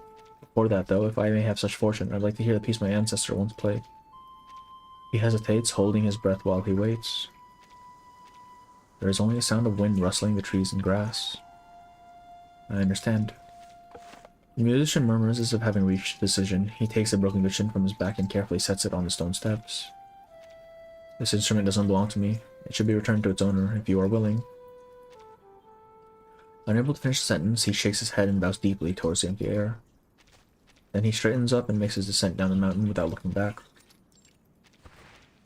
Miamong's wings give a slight tremble as a newly repaired cushion settles onto the table. The fracture has been properly mended with an arcane skill leaving behind only a faint seam. It is truly a fine instrument. The maker must have been meticulous, polishing it again and again to achieve such perfection. However, only... He lifts his wings once more. The gudgeon flows into the air, revealing its underside. He narrows his eyes, noticing that the pair of goose feet is not perfectly aligned. Using bones for the instruments, goose feet is uncommon. Perhaps this is the reason for the maker's slight flaw. Or perhaps his heart was heavy simply because these were his friend's remains. He shakes his head. Regardless, I do not see the bones of the maker. And you, what did you think? Gudgeon asks the bones. They offer no reply. He lets out an almost imperceptible sigh. Left with no answer, he uses his imagination instead. Many, many years ago, on a spring night, a Miamong quietly descended the mountain with no word to his kin. He traversed mountains that seemed endless, crossed rivers that zigzagged and intertwined, past human villages from which came the barks of dogs and the crows of roosters.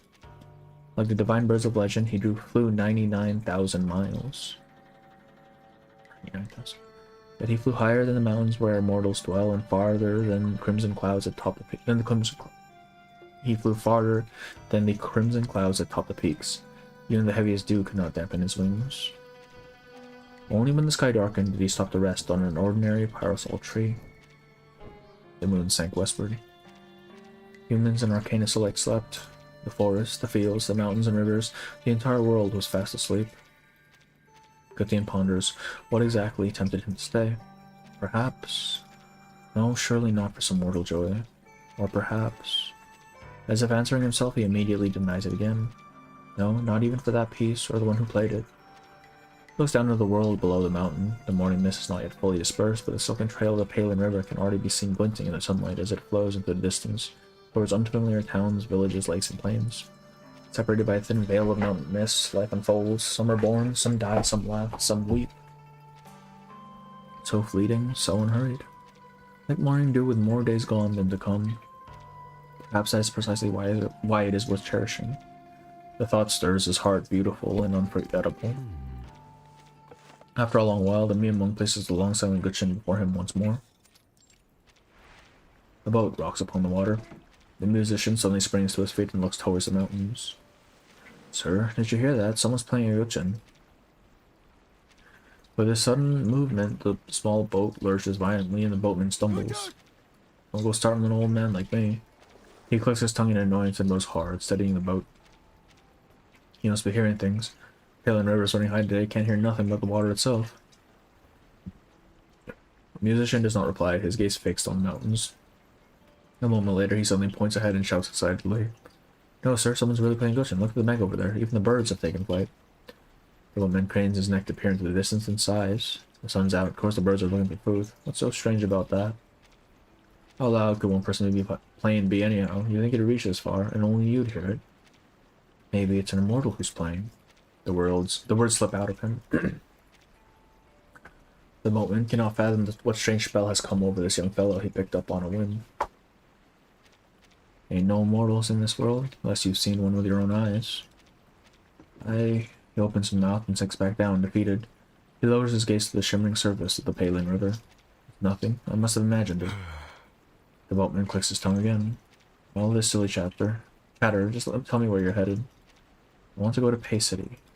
Pay City? And where's that? I've been rowing for more than 30 years and never heard of the place. The man among lays his wing over the strings and remains silent for a long time. Down below, finally he puts the gudgeon away. The Miamong continues awaiting an answer. Perhaps one day, he thinks, it'll be another spring, another winter's night, another utterly ordinary day. Somewhere else he will hear another song and stop for it. There he will find the answer he seeks. One day he will encounter it. One day.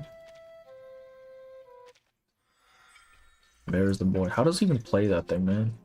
Set up fingers. Alright, how do we get this other ending?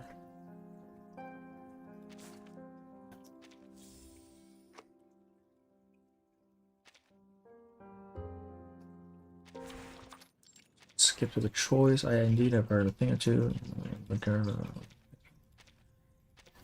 I have some knowledge? I hardly can. Shakes and change the subject. Has your instrument been repaired? Okay. Right, and then this one. So I'm excessively curious. Want to bring back all manner of human oddities. More of the time anomaly. Yeah.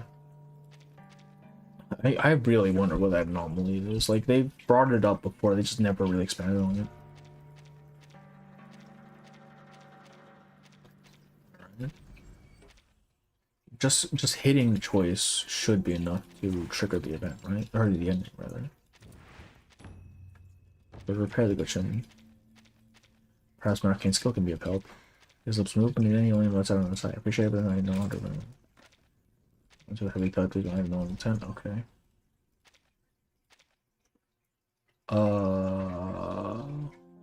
Wait. That was this one, right? So this one. Here's this famous mountains. Thought startles a bird. He turns his head and flutters his feathers a few times as if to brush away, but without does not drift away from the feather. Does instead it comes like goes to shape and so softly. In any case, I mean, there's a natural until one day. Do not know.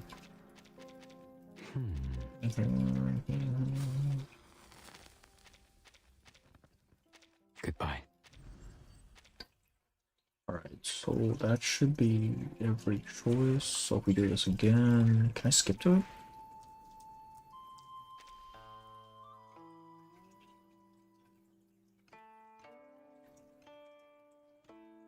Oh, he chooses to play it for the thing for him if we get all the things, huh?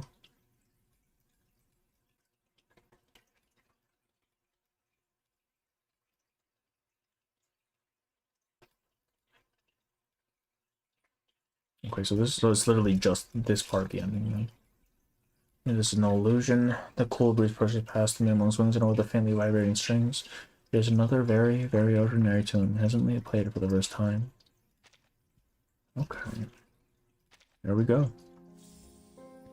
That was much quicker than I expected, actually. Shit. Okay. Oh, 6 o'clock.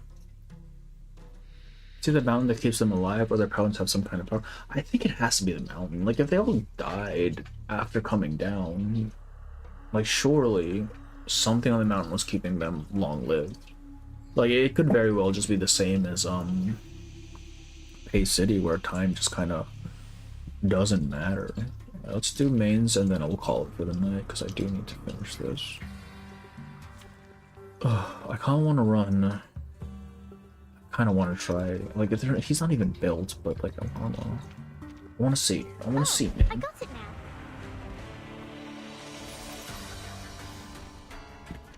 now. All right. Just another ship. Don't waste your breath. Keep your guard high. What does this even do? Work is one. This work is one. Laundry time. Cleats and solid stone. Why is there no damage happening? The feathers will answer. Is there mechanics I have to care about here? Shit. Oh. Swift as hair. So Pre-Storm's probably gonna be its own stream. Because I still need to do Cheng's story, so I'll probably do Cheng's story and then Pre-Storm for their own Planet Doesn't Beat Star. Oh wait. That's why we're not doing damage. Let's get the fuck out of here. Holy shit. Right, I forget that Flatus matters for these. What beats Star? I mean, what beats Planet Beast? I don't have a fucking Beast team. I do have a Beast team. Wait, I do have a Beast team. Here they are. There is time still to avoid this Alright. fate. Let's send this man straight to hell.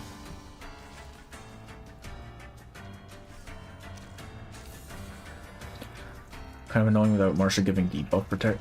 Oh, bro, I think someone mentioned that before actually. God damn it. That's this stage. Alright. Well, we'll do this for a bit, and if it looks like it's a pain in the ass, we'll just switch to Lingering Blow, I guess. Or switch with Tutu for Marsha. Show mercy.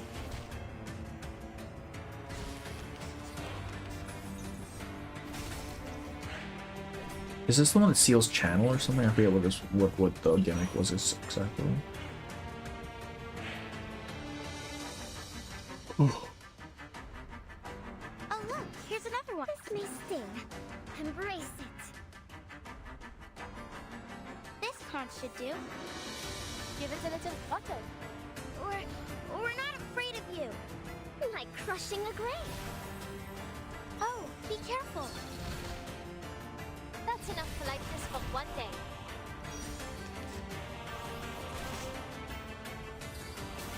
He casts his own array, can stop channel or something. Okay, that's what it was. Alright. That's fucking annoying. Well, if we can hit 5 million, then it doesn't matter. Oh, nope, nope, no.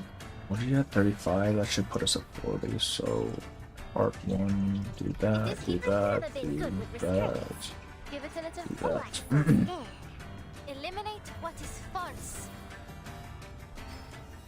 How if you do the doping tech where you get a shit ton of items and like what? Wait, what does that mean? Huh? What are you talking about?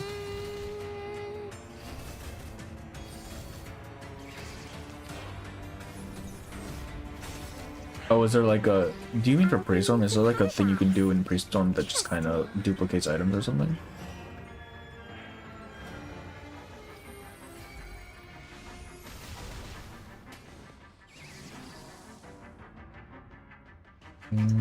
Why are we dazed? The fuck, bro? Doom awaits within. Why are you doing this to me? Werde embrace you. Doom awaits within. Verzeihen Sie mir. Just need to hit 5 million. Doesn't matter. Just need to hit 5 million. We'll find our home one day.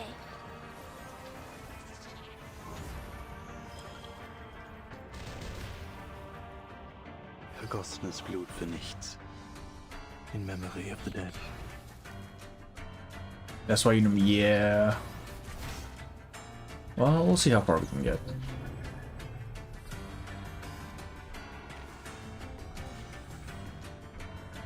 There is no end to this 26. No? Give it a little Oh, because the ult didn't fucking pop. Jesus. Sacrifice. I was wondering why the stacks were a little low. Life is delicate and easily lost.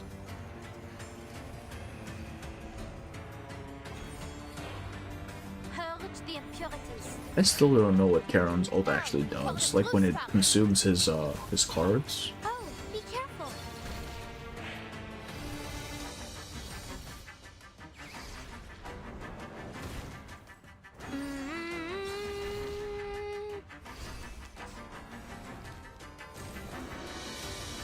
God damn it. Again. Alright. Nope. Let's put Marsha in. Holy shit.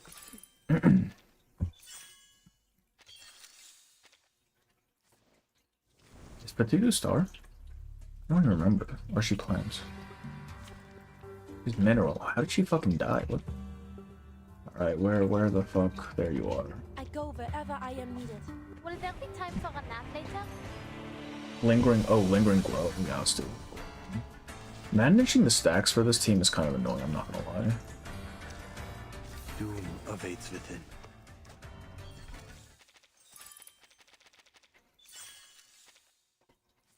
Though I feel like Lingering Glow takes quite some time to ramp up. Just put Fatuzi back. So many people here. Where Feels is like it? traces There again. it is. Look at that, the child is frontlining. Based. Here's an item rush normal, unless you picked up the 4 items it offers. So no higher level, so pick either initiative virus or him. It does. Wait, what does? That... I still don't know how this team actually, like, what I'm actually supposed to be doing with this team. I just know I need to stack burn. I can hear it. These sheets are my wings.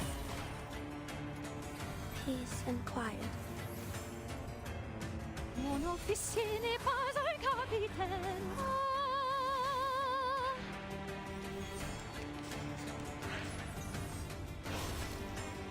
A sacred charge.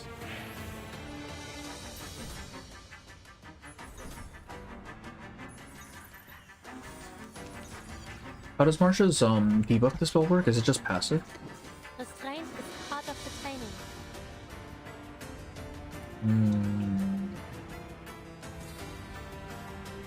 Just another shift. Périr dans le flot des séphirotes.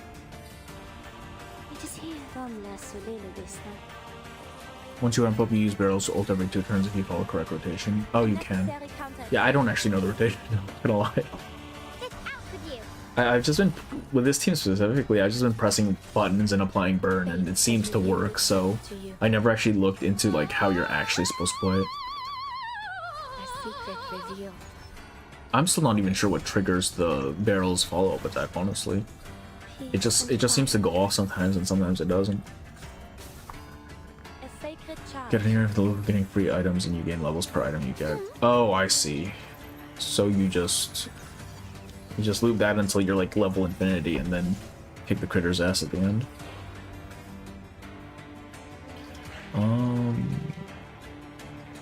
Yes, ich schwor, zu beschützen und zu helfen. That one. Périr dans le flot des séphirotes. Higher than a bell tower, and even the clouds.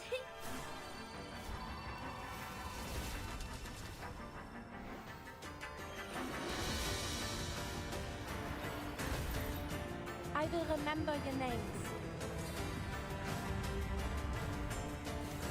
I probably should have used Vitutu's extra action.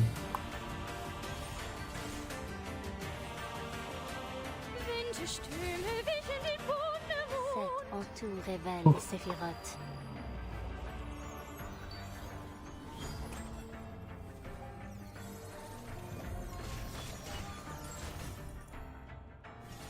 Why is this guy just so tanky for no reason? Shit. The tremors of fate.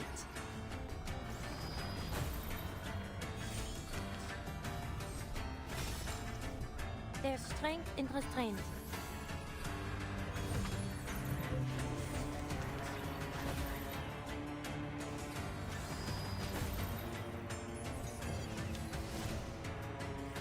Yeah, see, I don't even know where that burn damage is coming from. Like, why is that so good?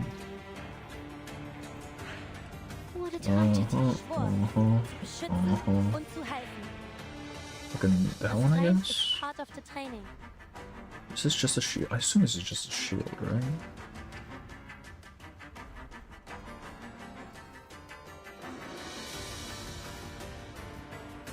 Okay, yeah, so it's just damage reduction shield. Burn that.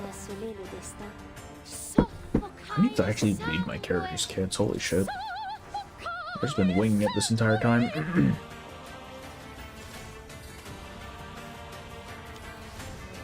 I will remember your names.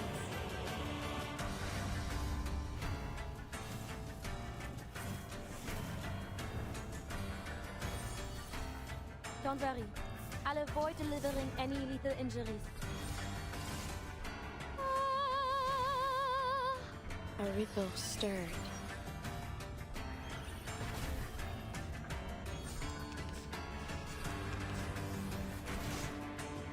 A sacred charge.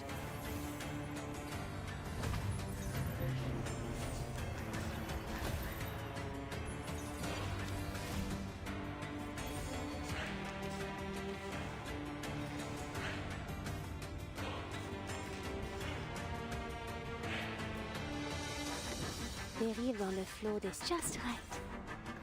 A glimpse, comme l'a scellé le destin. Yeah, look at that damage. That's what we like to see.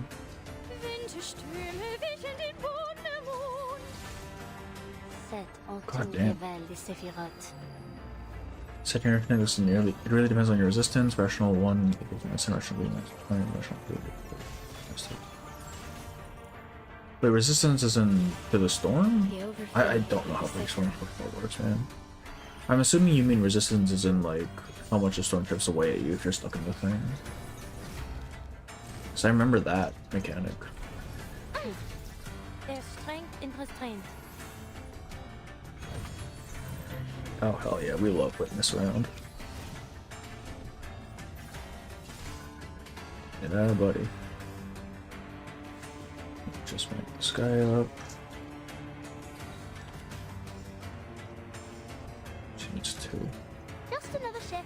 What I'm good at. Mein Eid halt bis heute Nacht. What a tragedy. Versus, okay, yeah, I figured that was good.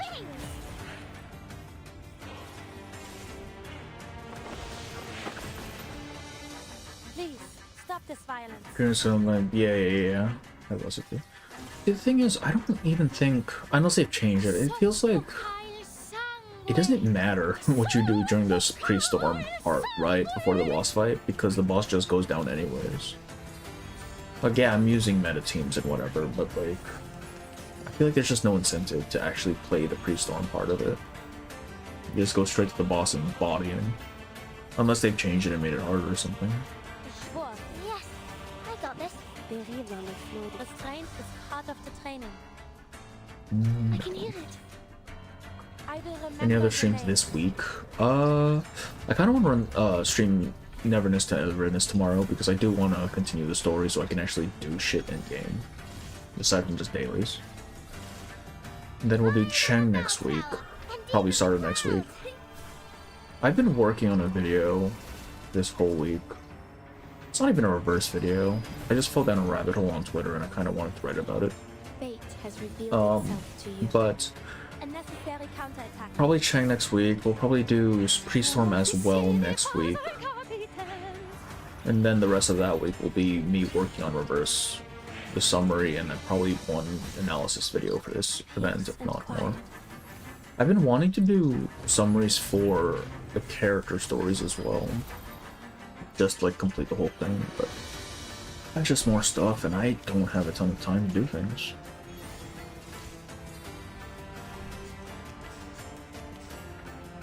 I think they made them more tanky. Oh, okay. Final boss got easier. Okay. Fuck. Alright, shit, bro. That one. That one. That one. Oh wait, I can get a. Hang on.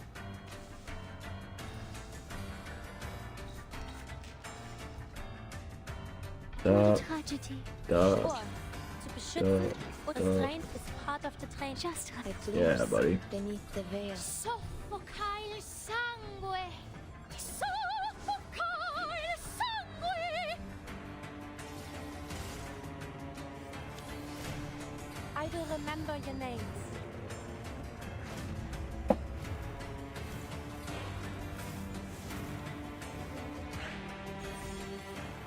There's strength in restraint.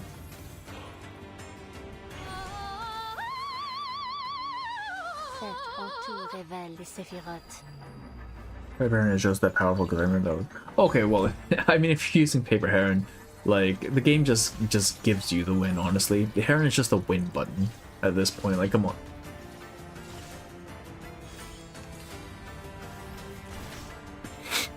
Peace and quiet.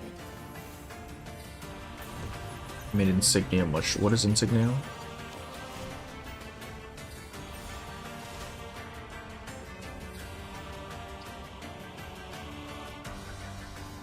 That one.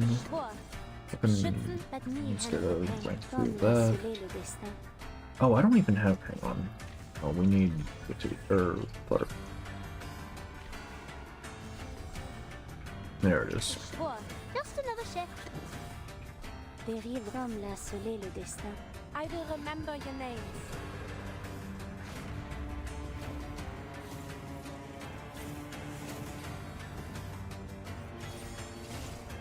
It's out with you.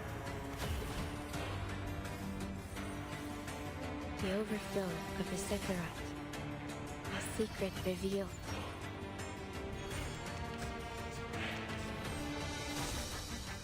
A sacred charge.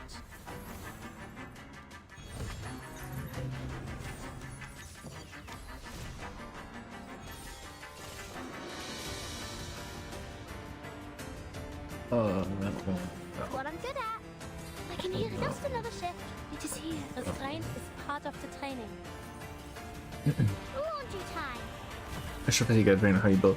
Oh, like the little things you slot in. Okay, I know. Okay, I got you. I don't know what you're talking about.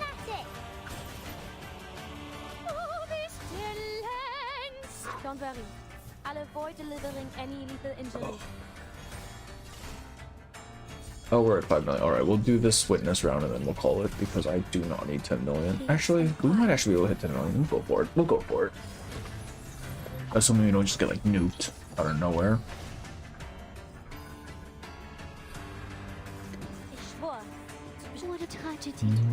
Actually, no, I want to get Flutter Page's card. There it is.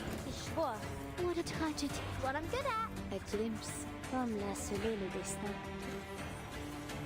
I will remember your names.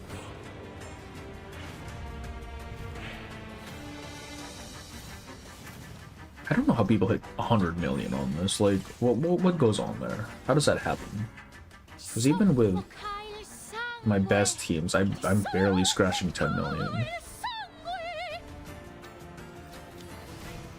These sheets are my wings. Cet entour révèle les séphirotes.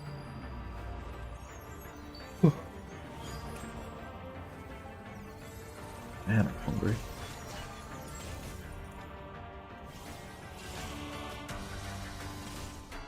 A ripple stirred.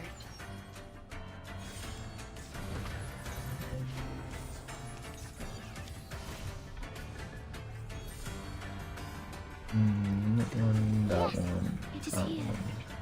I can hear it. Dérive comme la soleil le destin. Higher than the bell tower, and deep in the clouds.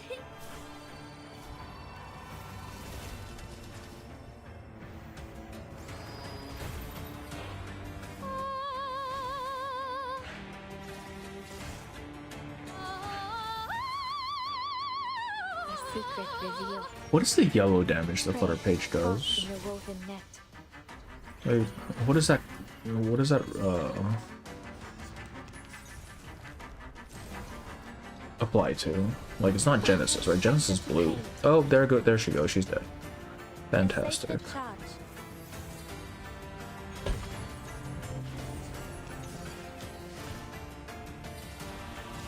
I don't think we're hitting 10 million without Flutter Page. We'll see. No, yeah, because our cards are fucked now. Oh, we get one more. That one. We only need 3 million more. It might be possible.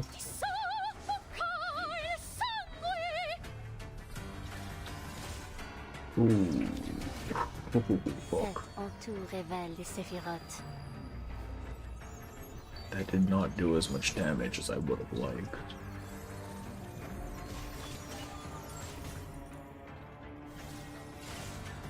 A ripple stirred.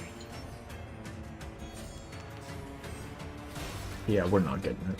Peace and quiet. Alright, we'll call it. We'll call it. Easy.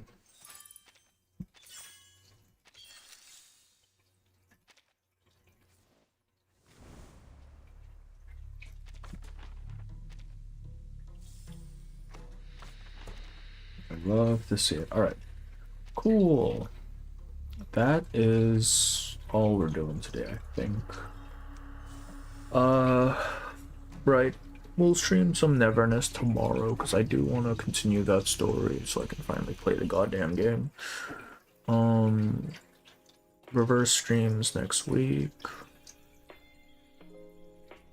And that'll maybe next, I don't know, because we still have a lot of time before, like, Chen's story just dropped. It'll depend on if I want to work on videos next week more than stream. We'll see. We'll see. I will, as usual, keep things updated on the community post. Do you guys care about a Discord or not? Because I've been toying with the idea. I don't want to do moderation shit, honestly, but I feel like that's a little bit more effective than putting stuff in community posts, I'm not gonna lie. Whatever. But yeah, we'll stream Neverness tomorrow, and then we'll see where we go from there. But for now, I'm gonna go to bed. It's late. Or early, I guess, depending. Yeah, thank you guys for coming in, and I'm gonna call it there.